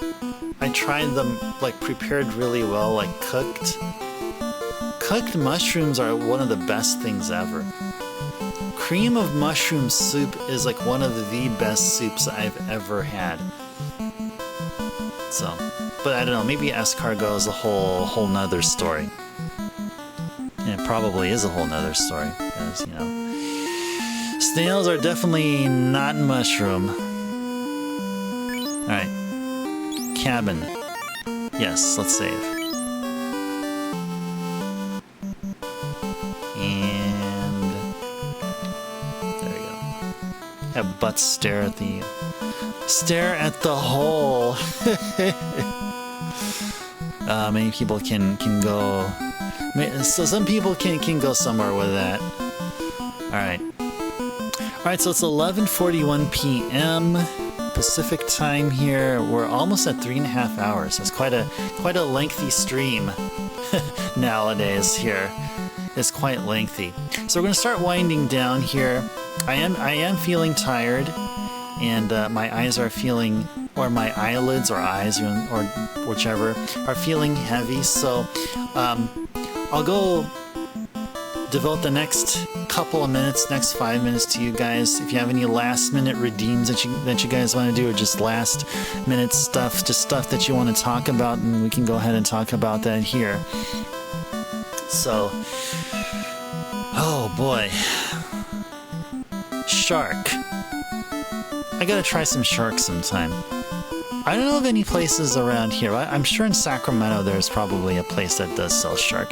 And my assumption is sharks are like gourmet delicacies, as in they're gonna be like really pricey. So what shark fin soup would be like more than $10. I'm sure it's gonna be way more than $10. But is that money worth it? Like, is shark fin soup worth the money? I gotta actually legit check how much it is. I mean, shark fin soup can instead be like one of the cheapest soups ever. I mean, it's kind of hard to tell. Sometimes it's not that obvious.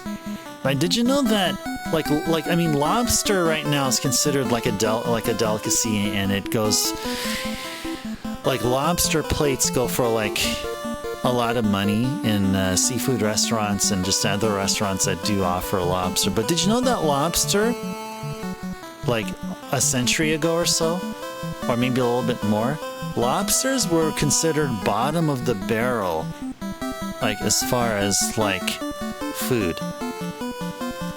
Now, I mean that's not coinciding with the fact that lobsters are bottom dwellers.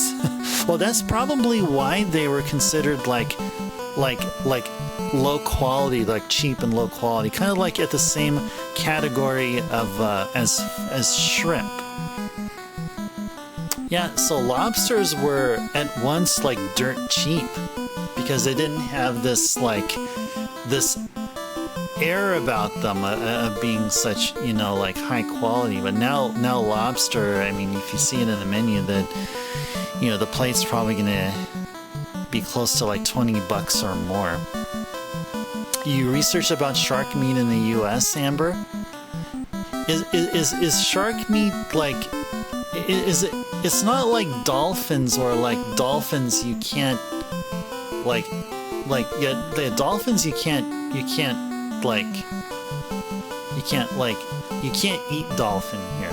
I think in Japan you either still do, I mean you can still eat dolphin there, or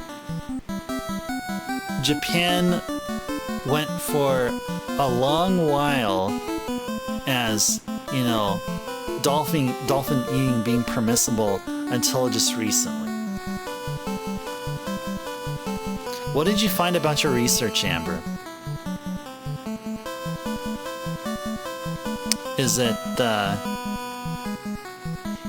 like one of those things where it's allowed in some states or some like jurisdictions or some areas but not others? Or is it like a federal level thing where like absolutely no shark meat whatsoever? Somehow I'm putting shark meat in the same category as dolphin meat. Anyway, let me go do a search for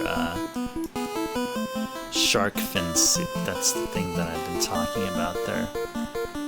Soup. Shark fin soup. Oh, shark fin soup is illegal here in the U.S. Shark fin soup is a soup or stewed dish served in parts of China, Taiwan, and Southeast Asia. The shark fins provide texture while the taste comes from the other soup ingredients, commonly served at special occasions such as weddings and banquets. Interesting.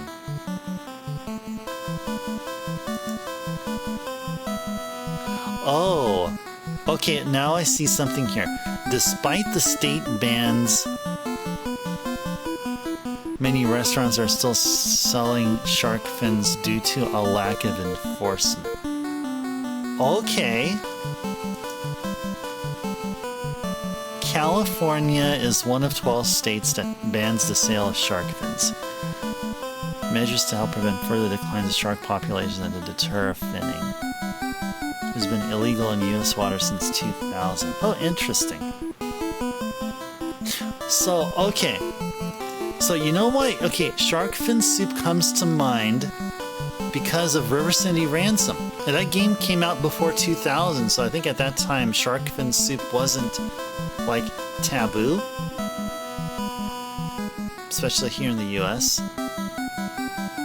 Oh, so it's legal to eat it in the U.S., but the means of getting isn't great. All the fishermen do is cut off the fins and release them back. Also, they do contain high levels of mercury. Oh, well, you know, don't assume blame for this, Amber, but this is making me not actually be interested in shark fin soup anymore. Or shark meat in general. High levels of mercury? No. No, I'd rather stick with like salmon and like other stuff. Salmon and sushi and shrimp and lobster and crab. Those are my go-to seafoods. Sharks? Hard pass. Hard pass on sharks. Hard pass on sharks. Hey, if you're a shark, hard pass on you, shark. Hard pass. But, you know, in case you are a shark. High levels of mercury, yeah, forget about it. Forget about it. I want none of that stuff in my digestive system. Heck no. Heck no. Alright. Well, alright, I guess we are ready to sign off for the night then. Alright, so then tomorrow's stream, well, the next stream will be tomorrow. We'll have a Chill and Cozy Retro Thursday. We'll do it PC Engine centric. We'll do some PC Engine fun here over at my new place here. So, for the first time here since moving, I don't think I've played a PC Engine game online since then. But yeah, we'll do that. And hope to see you all here. Yeah? Good night to you as well, Captain. Good to see you here. Good to see you here. And thank you again for the sub. Thank you to Wen for the sub as well. When you're here and you're hearing this. But if not, it's okay. I'll still wish you guys well, and thank you for the awesomeness. And Amber, especially Amber, thank you so much for the awesome raid. Thank you so very much. Thank you. I really do appreciate that. And thanks to Flux for the redeems, for the hydrate redeem and the stretch reminder redeem as well. You guys are awesome. Oh, before we go, yeah. So, Amber's message here. In Star Ocean 2, one of the recipes you can make is shark fin soup. That game was made in 1998 or 99. Right, that is correct, yes. Yeah. So, games referenced shark fin soup or some shark meat like it was no problem, because of course it wasn't a bad thing back then. And a game prior to that, as I mentioned, was River City Ransom. And what was it, developed in like the mid to late 80s. So there you go. Alright guys, today I learned shark meat may contain high levels of mercury and is quite risky to eat. There we go. Hope you guys enjoyed tonight's stream, as I sure did. We made some really good progress here. Getting up to the Marsh Cave, doing some healthy amount of grinding. I'm starting to invent words now. I think it's time that Ice Turbo went to sleep, and I think we'll do that here. Thanks again for watching, guys. Hope to see you guys tomorrow for Chill and Cozy Retro Thursday. PC Engine centric, that is. We'll have a lot of fun, and we'll definitely play some Devil's Crush. That is a favorite. Whenever there's PC Engine night, there'll always be Devil's Crush. I hope to see you guys here again. Ice Turbo signing off. Thank you so much for watching. Take care. Stay safe out there. Have a good sleep. And see you guys tomorrow. Bye-bye.